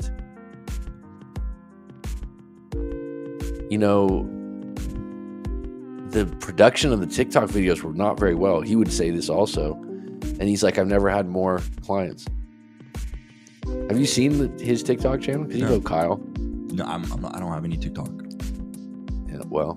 So I haven't seen that. Stay off it. Yeah, I don't either. But I just went to go check it out. I was like, damn, the production's like not very good, and it's just triggering statements. It's like pay here right away. And you're right. It's very popular. I was actually at the Moosehead Brewery in Halifax, Nova Scotia. That's where Jessica's from. I didn't know Moosehead Brewery's from there. Nova Scotia. Where we're over in Nova Scotia with the scallops and the lobsters. Don't make me hungry. You waste so many hours on TikTok. Remember Jessica, her dad was a fisherman for lobster and scallops. She goes, we used to feed it to the dogs. I was like, oh my God. Gee. If you want your ex back, follow these 5 steps, TikTok, and it'll be 100 videos, Clutch. About that. And you know what's funny about it? It's like I can't do it. I'm like, oh, I'll go do it. And I'm like, nah, I don't want to do that, dude. Well, Rob says $3. $3 tops. See? There you go. Good thing you're not my target audience. Shit. Keep your $3, all right? You can't give me $10 a month? Come on, man. Steam Whistle is a local Toronto brewer. Yeah, sure. We believe you, bro. Nice recovery there. Yeah, okay, man. $3 Canadian. It's an insult. Sorry, I met Coach Lee. His cold stare used to scare me. He's popular, man. I mean, people that have done coaching with me are like, I like Coach Lee too. I'm like, yeah, he looks like he's a really compassionate guy. I've been told he has an assistant that does most of his calls. And I've had a couple people tell me that he looks like Dexter. Yeah. He had one photo where he looked like Matt Damon, but that might have been doctored up. It's a great show, by the way. Yeah. Great show. Not to put the spotlight elsewhere, but what happened to Kyle, the guy that looks like the main character from the show Dexter? Yeah, I see what you're saying now. Because you're talking about Lee. Coach Lee's, I think his channel's big. I think everyone's the market's gotten more saturated with these coaching things and stuff, because I've looked up some of the other ones and they're not, to be frank with everyone, with the 10 people that are on here, I'm tired of making content for no contact and all this other stuff. I did it maybe last year, did some shorts, did some different things, and I'm very good at what I do and I like coaching. But that's why I said if we do a membership or something where I can make some money and continue to do these live streams that are a little bit more fun, more down to earth. Yeah, it's just talk about some different topics. Well, hey, try doing 1,000 of them, Clutch. You know what I mean? Mm-hmm. Guess what, Clutch? You'll get a kick out of this. I just said this a few days ago, and Clutch will be like, "Yeah, I already know. I already knew." So I was talking to my hypnotherapist, who's a teacher. So I've done some sessions with her when I've had some problems, maybe 2 or 3 times. And yeah, surprise, surprise. Sometimes I ask for help too, right? I'm human. And so we were doing this hypnosis and I was in it. And it's funny because when you're on the other end of it, you kind of know what's coming, but you're not in control as much. But by the end of it, she's like, I think you might have ADD. And I was like, oh, you know what? And the ironic thing is I have a lot of clients that have it, and we have like 3-hour conversations that feel like 10 minutes. So guess who probably does have it, right? And they're always like, I can't talk to anyone else. You're the only person that I like, wow. So when she told me this, I was skeptical and I was like, I don't ever lean into these labels. You know how I am. And she directed me to this book, Driven by Distraction. And I went into it skeptical. I read the book. I said, oh my God, that's my internal thinking. Then you go to my YouTube channel, right? And you see 1,000 videos with 17 different thumbnails and 25 different backgrounds. You're like, oh shit, maybe he does have it, right? There's a theme going. So the funny thing is like growing up,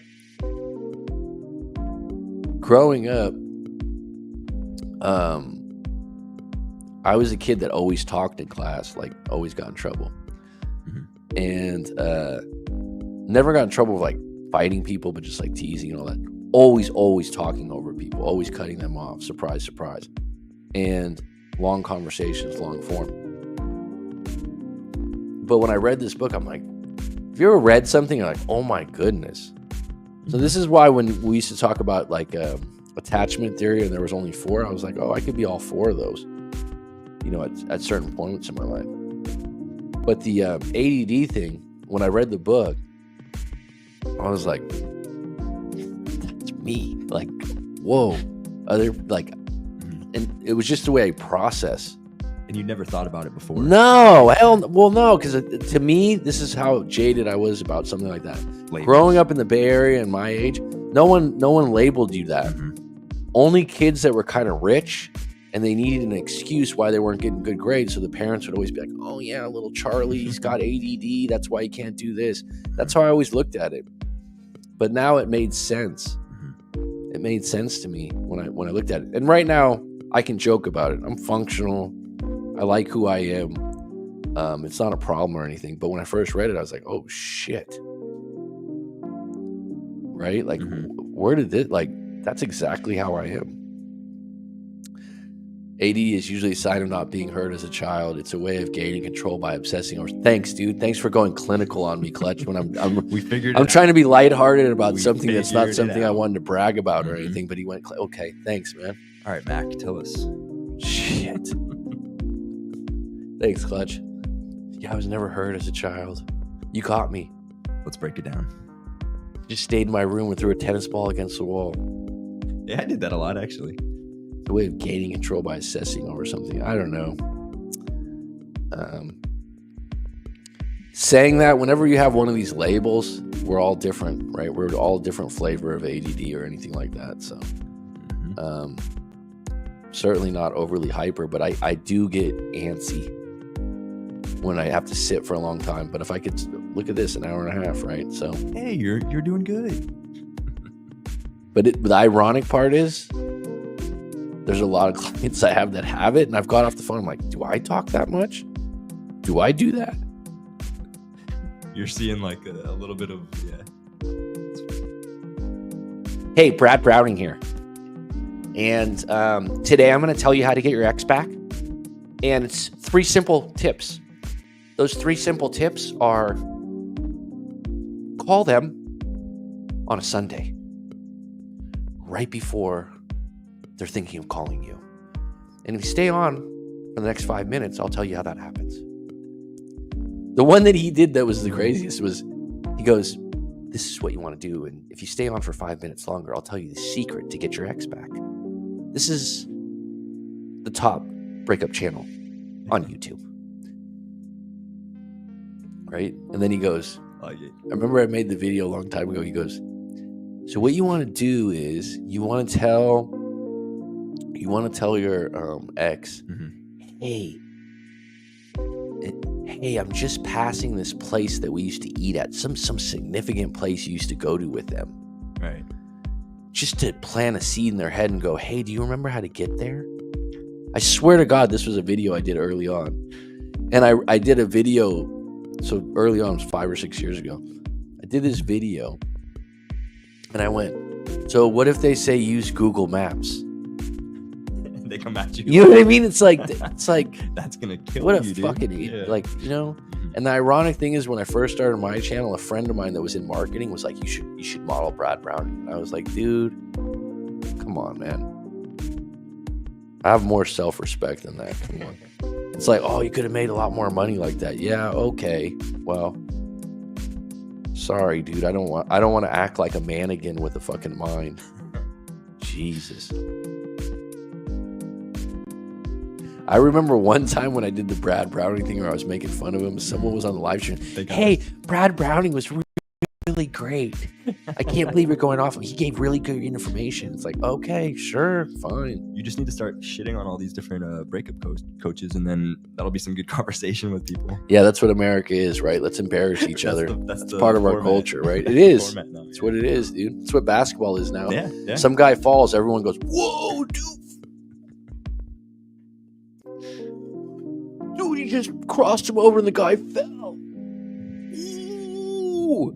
Doesn't matter if he scores or anything, right? It's like, ooh, someone got embarrassed. Well, this guy's missing layups and like lack of integrity. It's like, you know what I mean? And then the guy stops and he does like a couple moves. It's like, ooh, the whole crowd's like, someone fell on the ground. Wow, dude, who's winning the game?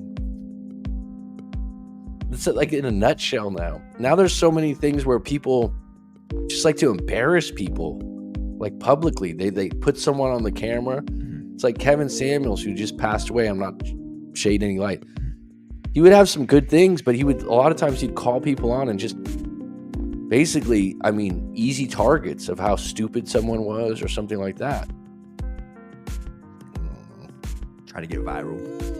Wow, man, this guy fell. Corey Wayne tried to pick up my ex, and part of me was like, I got her and you didn't. There you go. Corey Wayne's done very well for himself. He's stayed very consistent with his approach. I wonder secretly if he's tired of doing the content. Because he's been in it a long time. Yeah. I've been telling guys for a long time now. Read the book 15 times.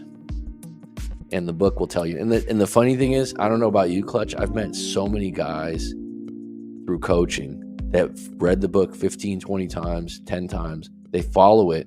And then they'll ask me questions about, like, what do you think about this? What do you think about that? And I'm like, it's good advice, but it's not necessarily advice for when you're in a relationship and you're not dating anymore. Because this is more of a dating book. This is more of a, I wouldn't even say pickup. It's just, women are cats, men are dogs. Like some easy things to follow. Fight the good fight. Love Advice TV. Yeah, what's interesting is like having clients over the years that tried other coaches and them telling me what other people do. The one that's probably the biggest one that people complain about when they buy his coaching, who could you guess who it was? When they're like, oh, he was bad every single time. I don't know. Actually, I'm not going to tell you guys. I'm probably not interested. I don't want to get in trouble here. This guy could.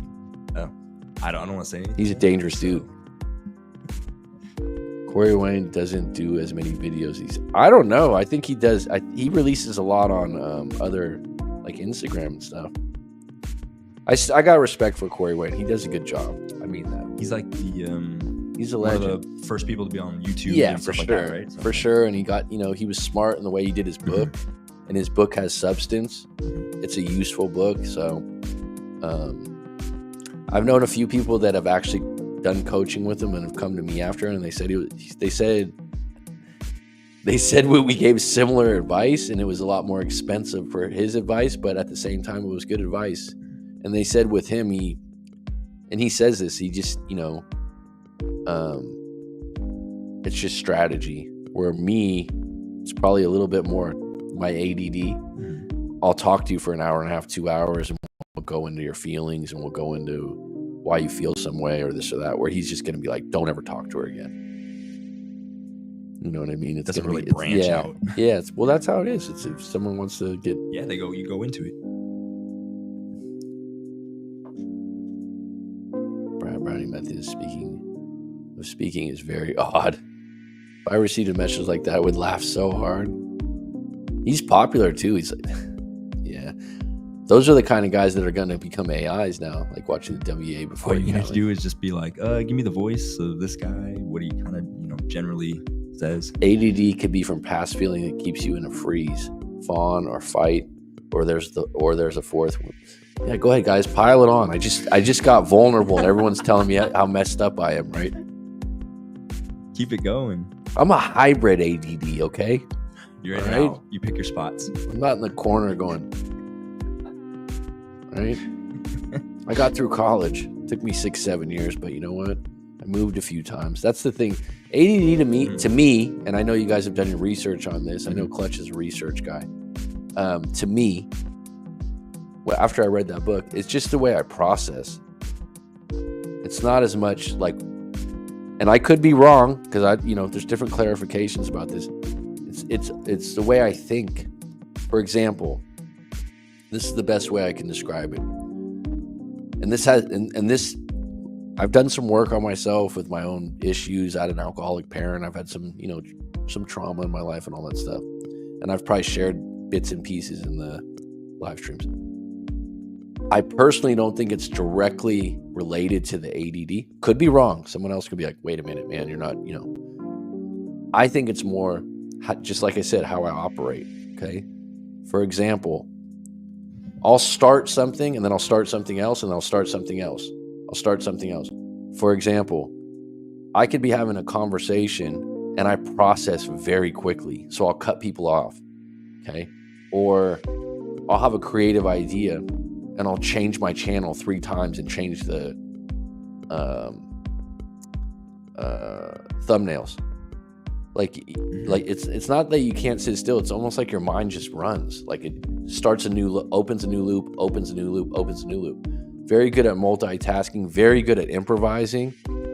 I worked with a guy, that was the same way, that had these ideas that when I first started working, they were great. And then it just switched into like 10 different avenues of, his ideas. And it was just crazy. If we would have stuck on the one thing, it would have been probably a lot better. Yeah. So you move a lot. Like if you're not stimulated easily. This is one of the things that they say in the book. Like you look for excitement for more things. Like me, I don't like sitting in like if I had to sit in a cubicle, I just wouldn't. I've had one job like that, and it's just like, I got to go for walks. I got to go walk. When I've been in office jobs, like every 2 hours, I'd walk around the block. You just get up and I just walk around the block by myself. I thought, I just like exercise. Like I did it to that, but that's the best job. Couldn't sit still. No, the best job I had was when I was doing I was working for this law firm when I was younger. I would drive in my car and have to deliver different lawyers' papers and stuff to different attorneys. And I would just be in the car all day, listen to music, going, driving around everywhere. That was the best. Yeah. Not sitting in one spot. Yeah, I hate being in one spot. Mm-hmm. That being, like I said, the ADD to me, it wasn't like, I have all this trauma. It was more like, this is how I process. This is why I don't complete things sometimes. This is why, you just open a loop. You open a loop. Mm-hmm. But then there's a part of ADD where you can concentrate on certain things really well, like talking to people for long periods of time or doing these live streams. People would be extremely bored. People would be like, for example, when I do a live stream, this is a great example of ADD. I don't really have a fucking plan. Surprise, surprise. Like I started out with a topic. I go through fucking 6 things and then we just let it rip. Someone else out there who are better business people and marketing are like, so what's going to be the point? Where's the funnel? I've had people approach me on this and I'm like, I don't know. Like very detailed. I don't know. Like, so what are you trying to get at? I don't know. I just want to talk. Open loop, open loop, open loop. Have music in the background. Have this. Like when I go for a drive, I always have to listen to a book, The funny thing is in a bar, if it's really crowded, like a really crowded bar like in America, I kind of like don't go over the top. I wouldn't say. If it's a lot of people I know, okay. Yeah. When I was a teacher, yeah. But if it's a lot of people I don't know, I don't know. I read the room more because I'm a little bit more like, what's going on in here? So, but thank you. I've been told by people I have charisma, and I take that as a compliment. It's part of my ADD now. Next. What's up, Chris? How you doing, bud?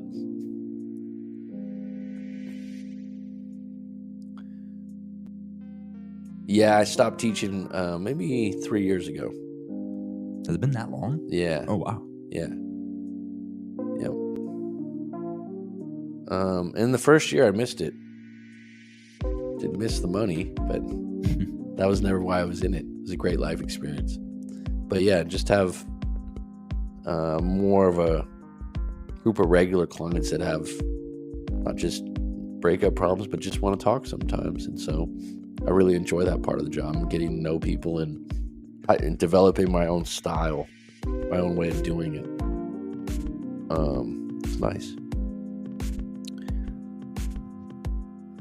One thing Corey said, I do agree with this: get advice from people living the life you want. Absolutely. Absolutely. I love Corey's Meyer. Why don't you come over with a bottle of yeah. Get a nice bottle of wine. Yeah.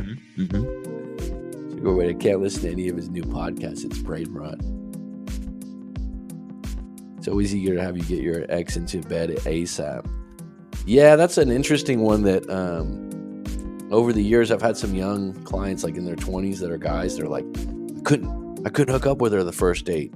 That's what the book says. I couldn't. And I was like, what book? And And then I'm like, are you looking for a girlfriend? Yeah. I was like, well, I mean, if she's your girlfriend, do you want her to hook up with you on the first night, every night? You know what I mean? Like, you know? And then you're going to be worried about her body count, right? If she's holding out and she likes you, it's always not that cut and dry. It's always eager to have you come over, make dinner, and hook up. Pace on my calls. You don't have natural. Okay. Stop teaching charisma and sex appeal. Well, thanks. I appreciate that, roller girl. I'll put that in my pocket. I enjoyed an old video made about perception when you showed us a toy car or your SF hat. So you want to hear a funny thing about that video? I could pull that up right now because we can. I know. I remember which one it is too. It's the most commented video for the fact that people are like, get to the point, man. Right? The people are like, this guy never gets to the point. Other people were like, it's the greatest video they ever seen. So, because you got my point, right? When I was saying about perception, right? Okay, so what do you think about this hat? What do you think about this?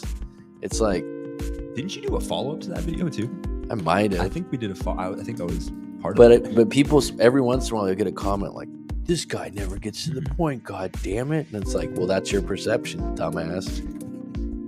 Right? It's like, why did you watch the video to the end if you didn't like it in the beginning?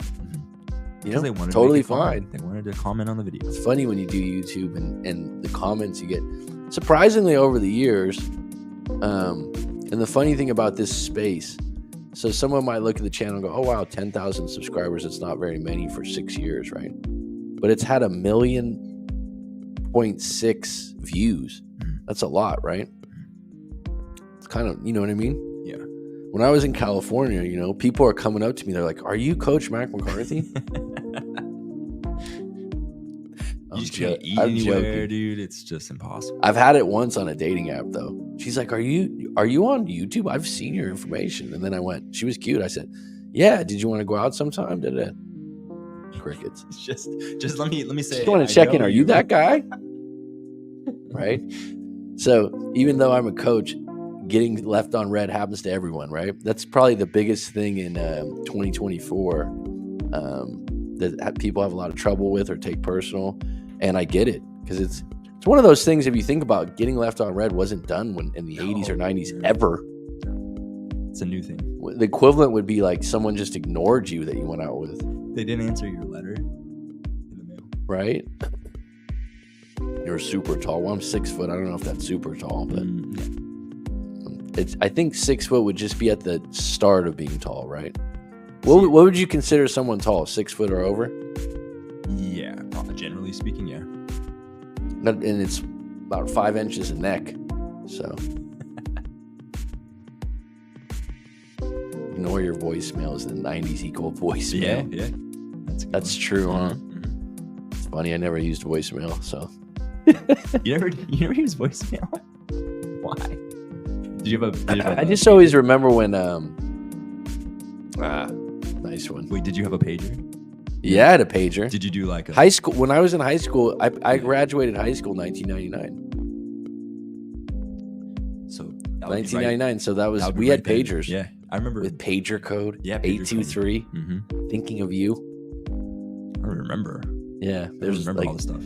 I was always late to that kind of stuff with the pagers and different things. But yeah, I remember you would use the code, and some people would write things in it. Oh my goodness. 5'6" on my worst day. Well, stop slouching. I don't know what to say to that, but it's not always good being tall.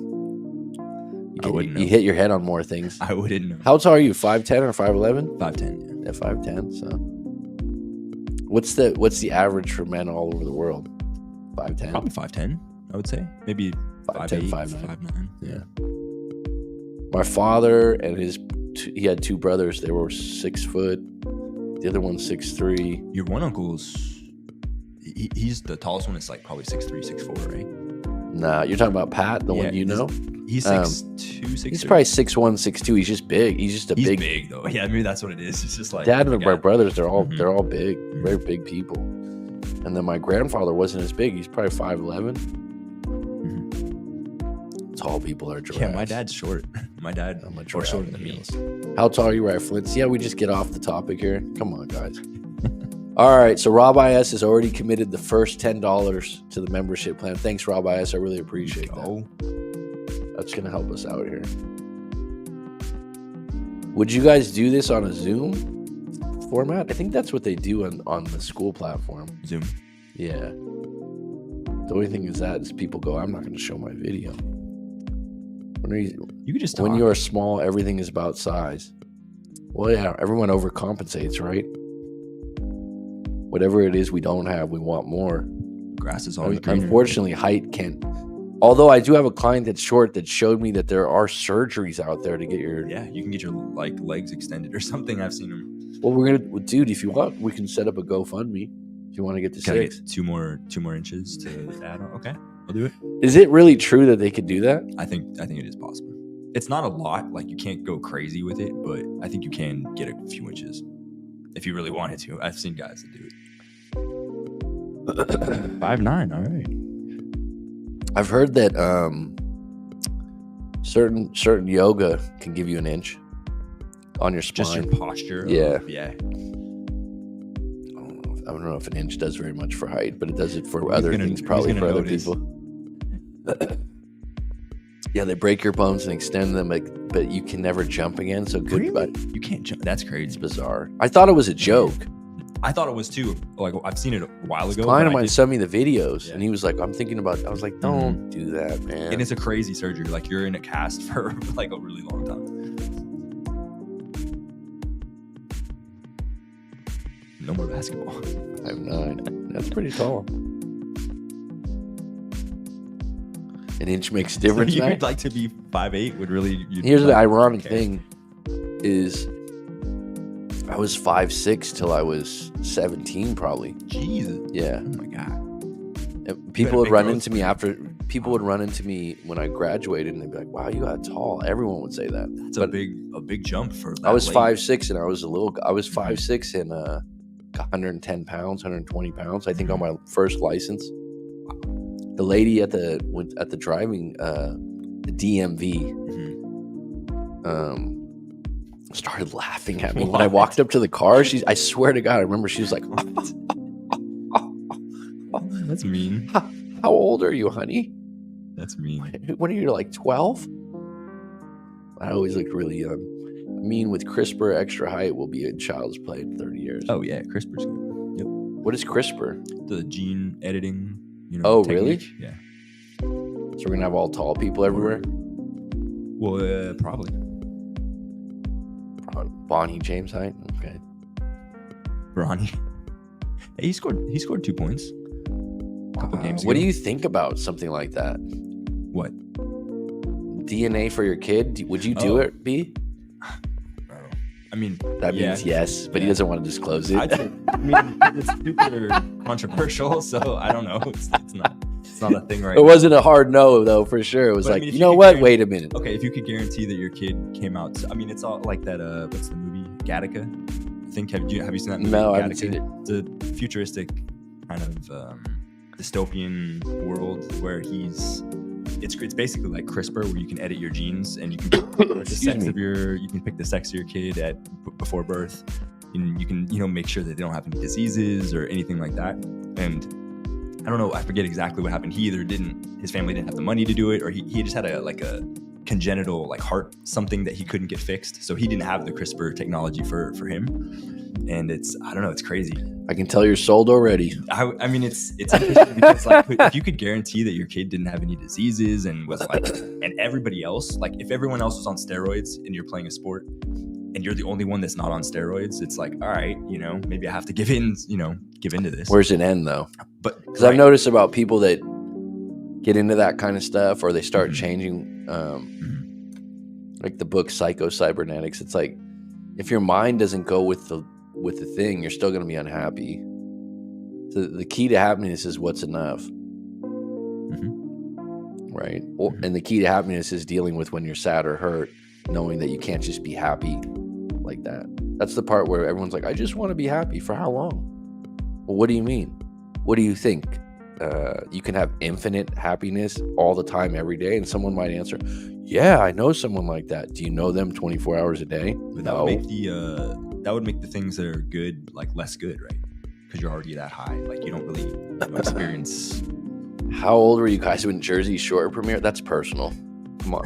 Oh my god, I want to say high school for me. Well, he's I don't remember exactly when, but high he's school. what? You're 38. Yeah. Yes, you're 5 years younger. So I don't know. I was probably in my early 20s. I mean, I didn't really watch that show. I know the show. It's on MTV. I remember right? watching Real Yeah, World MTV. when I was in high school, and they had those Real marathons. World, yeah. Mhm. And Road Rules. yeah, Real World. actually, a girl that grew up in San Mateo, where I grew up, was on it. Johanna was her name. She's pretty too. Oh, I She's one remember of the that prettier name. girls. Yeah, Yeah. I remember. That was. I had a chance to go out with her, but I messed it up. You had a chance to go out with that girl. Yeah, she was pretty. She was one of those. She went out with a lot of guys. She probably shouldn't say that. But it was one of those things when you see someone on there, like, oh my god, she's on that. You know what I mean? She grew up, right next to oh you. my goodness, I know this person. It's not like they're a star, but supposedly a lot of that stuff was staged. Oh yeah, I'm just for the views. When I lived in San Diego, the Real World was. They came to a bar we were at, and I was like, damn, this is like. Mhm. They had like 15 cameras around. It didn't, you know what I mean? People were trying to get in the camera. So it wasn't real. It wasn't. quote Well, unquote. I was it was partially real, real, but it was, yeah. People that were coming up, knew that they were going to. And everyone knew that they were coming to the bar before they came. They had boom mics, had all. It was a production. Yeah.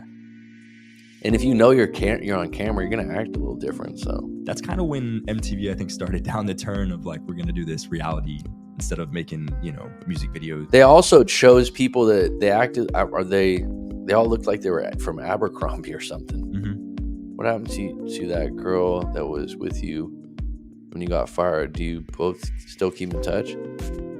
Me? When I got fired from what? Where did you get fired from in your past job experience? Different coach.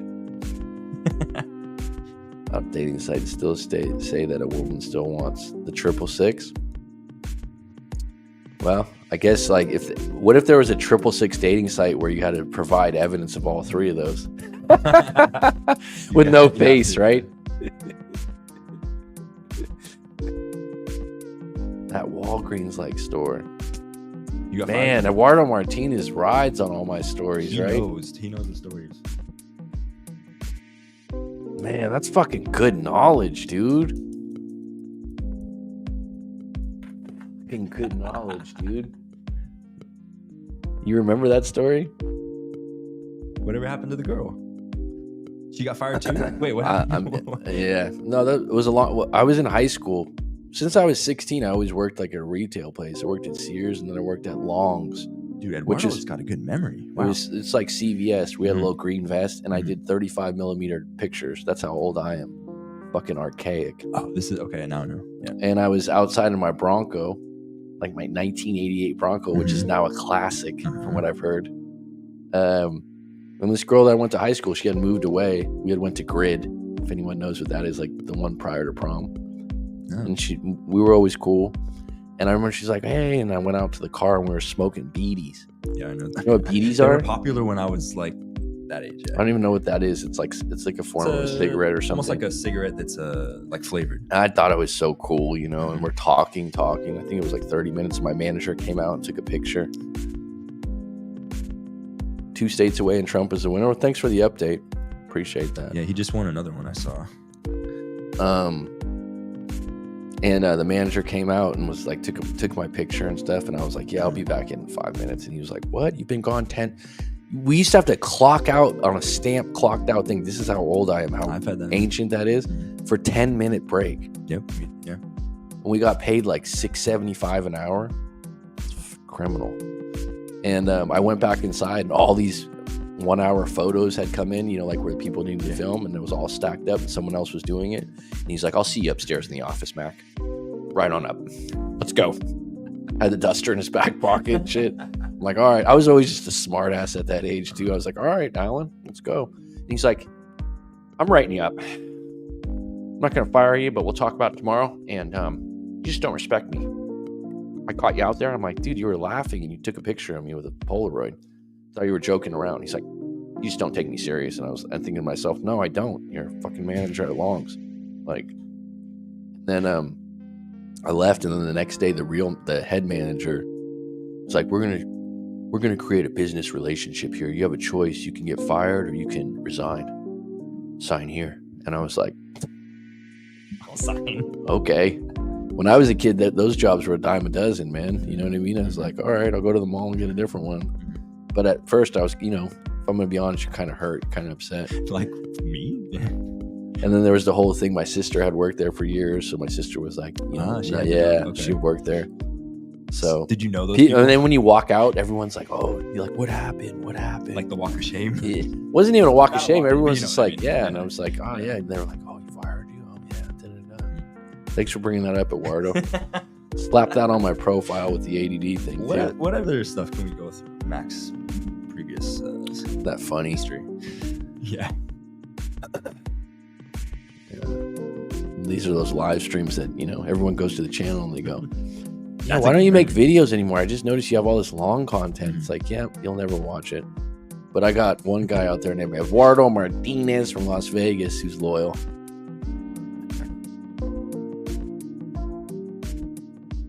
Oh, clutch. When I was that young too, I remember thinking, I used to say like, oh, I'll be right on top of that, Spiro. Okay, And imagine the type of manager some 40-year-old, keep in mind I'm 40-something years old now, who failed at life, is resentful that he's having to watch kids that don't listen to him. Yeah, we were all 16, 17. And he got the narrative kind of down. Saying that, I have a little bit more compassion for the guy now that I'm in my, I wouldn't, take the same role as I did before. I can understand where he was coming from, because I was, one of those that they could tell I shouldn't say I didn't care, but I was smart ass, clever smart ass. Like you were in school? I just was, I was just bold in that way. Maybe it was the ADD. I consider more successful than a retail manager. Oh yeah, no, I don't consider myself unsuccessful. Yeah, for sure. And you worked retail too, huh, Clutch? So no, I don't think of it that way. I just look at it like, I'm 40 now. So when you're 16, someone who's 40 is fucking ancient. You look at them and you go, fuck, this guy's old. Now I'm around someone, like 20. You're around someone 20 and you're thinking you're cool and shit. You're got a little bit of an edge. What's going on. I'll hang out with my nephew and his friends. What's up, bro? What's going on? What have you guys been up to? And you're like, and then they're like, shh. Yeah, like they're just giving off the vibe. You're just like, oh shit, I'm 43, huh? Yeah, 10 years of that poison. Well, it shaped you, dude. Do I still talk to that girl? No. I saw her a couple times out of high school, but I think I talked to her once, years back, but she was pretty. She was a Latin girl. What was her? Sophia. Instead of ordering teenagers, we order adults who never learned how to handle rejection. It is an art, isn't it? Handling rejection is something that you get better at when you're older, I suppose. You've probably gone through a little stuff yourself, and yeah. What's interesting doing coaching, Clutch, is that, like, I got a client right now that's really coming into his own in dating. Like, he's in his late 20s. We meet once a week. We've been doing this for a little while. He had some other things that he was going through that we've worked on. And so he's just starting to date a lot. And he's getting upset because sometimes you get rejected, right? Or nowadays, especially with dating apps, you get left on red, or I thought the date really went well and she never called me back. And I'm like, but do you know that you're doing that to other girls that you don't like too? And he starts laughing every time. Do you know what I'm saying? Like, when you start dating, you're gonna start rejecting others too. The same exact thing. Republicans just won the Senate. Oh, did they? Dun, dun, dun, dun. Well, apparently that's a big deal because they could win all three. So, wow, they can do some dirt, huh? Yeah. So it's just for the record, B. If you were president, what would you do? If I was president, gee, I don't know. There's a lot. There's a lot. You're into man. politics. You've been following. You don't even know what you'd do if you were Hmm. president. I mean, I do, but I don't know. I think the border needs to be more secure, so that's a big thing. I don't know exactly what I would do though. All right, I'll give you a few minutes. Come back to me. All right, I'll I secure mean, the come border. on, man. 'Cause, I mean, brainstorm it a little bit. What I would do if I was president? find jobs. I'd get more jobs. Hmm. The great question to ask the passionate person. Fix the economy. Yeah, that's the biggest one. It's the best question to ask someone that's really in. So what would you do? Oh, come on. Like, no, what would you do though? Yeah. Oh, come on. Like, fix the economy? Mhm. Like, how would you do that? I'd get more jobs. Okay, what would you do? What's one thing that you would do?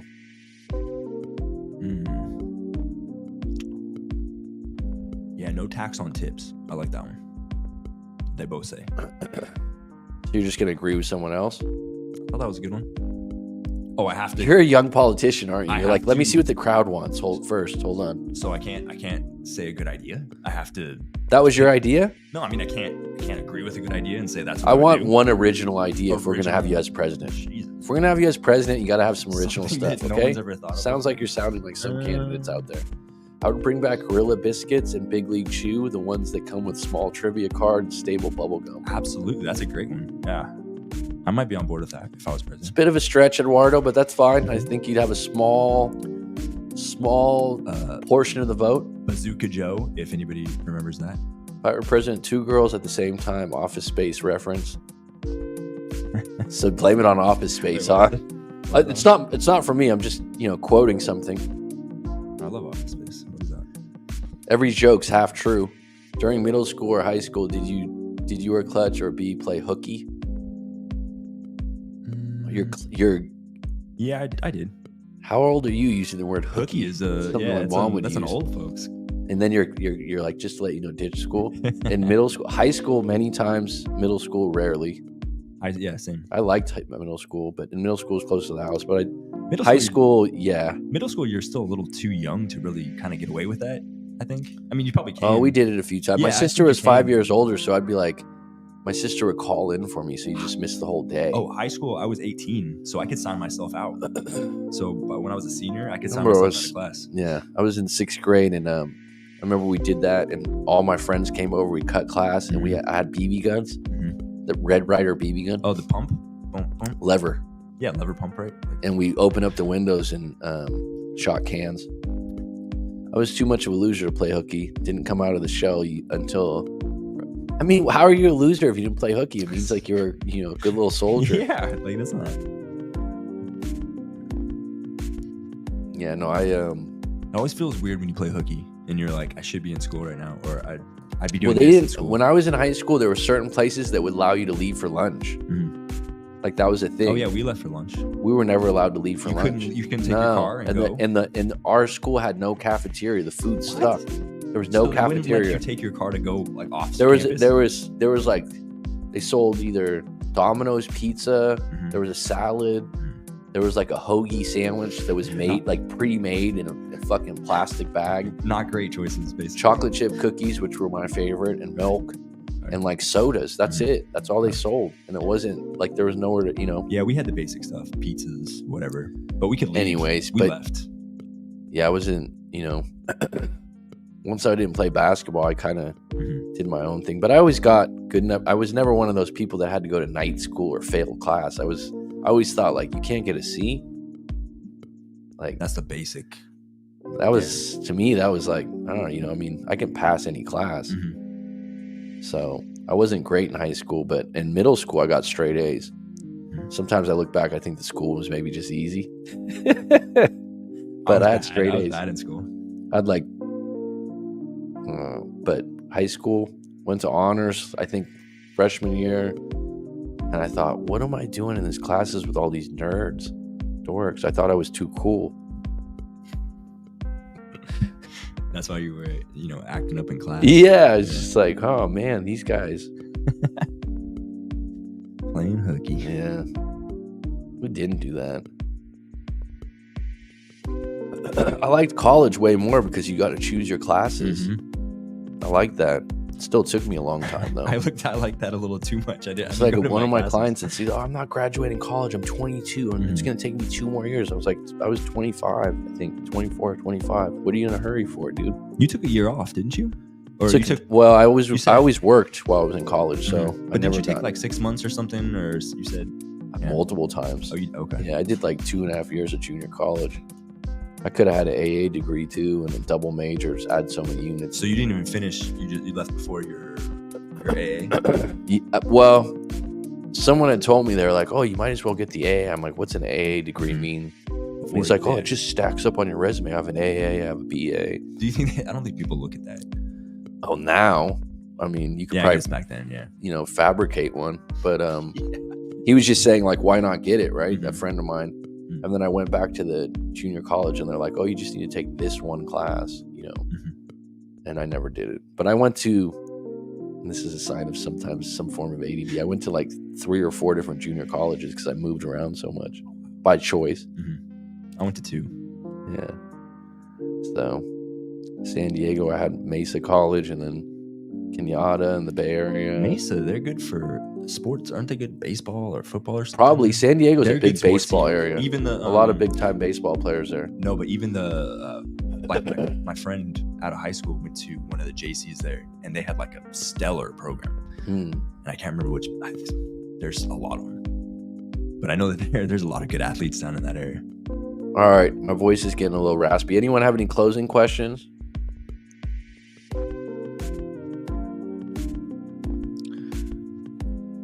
This has been good. I appreciate you all.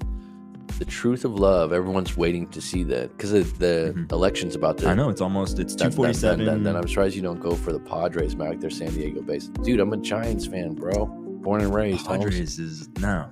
Always. Candlestick Park, man. It's like where we grew up. No. I liked Tony Gwynn when I was a kid. Tony Gwynn, they had good players. Like Tony Gwynn's. I always liked the old school brown and orange hat. Like, different logos and stuff. But yeah. What time is it here? It's 1:20 p.m. Lunchtime for me and B here. I get a quick one. Yeah, but I feel like you would have loved Machado. Baseball I used to love, and I just don't watch it as much as I used to. But yeah, Manny Machado is great. That's ironic, Clutch. I had a 6:30 a.m. workout this morning, and I was driving there on my motorbike from like still dark out, and I was like, this is great. It's 10:23 p.m. here in Vegas. How many seconds on 10:23 p.m.? Most people are waking up now in Vegas at that time. Lunch, yeah. We got 10 on deck. We got the most people right when I'm leaving, huh? Yeah. We hit double digits? You can't leave when it's double digits. Come on, man. So we're going to start this membership program. Rob IS has already sponsored it for everyone in the chat. He's dropped some Bitcoin. Office space. Great. Good to hear from you, Rob IS. I'm glad you're doing well. Roller Girl, always a pleasure. The Truth of Love, also known as the Great Clutch. Me and Roller Girl are going to hit some shots at the South Point. Go for it, man. I stopped shots a long time ago. That's one thing about getting older. The hangovers get extremely... Yeah, they're not fun. Extremely hurtful. They are not fun when you get older. Sabina, always a pleasure. Yeah, we got the usual suspects here with Rye Flint. Slots. I got that wrong. I'll play poker. We'll go poker. Yeah, there you go. All right, folks. It's been good. It's been grand. It's curtains. See ya. Later, guys.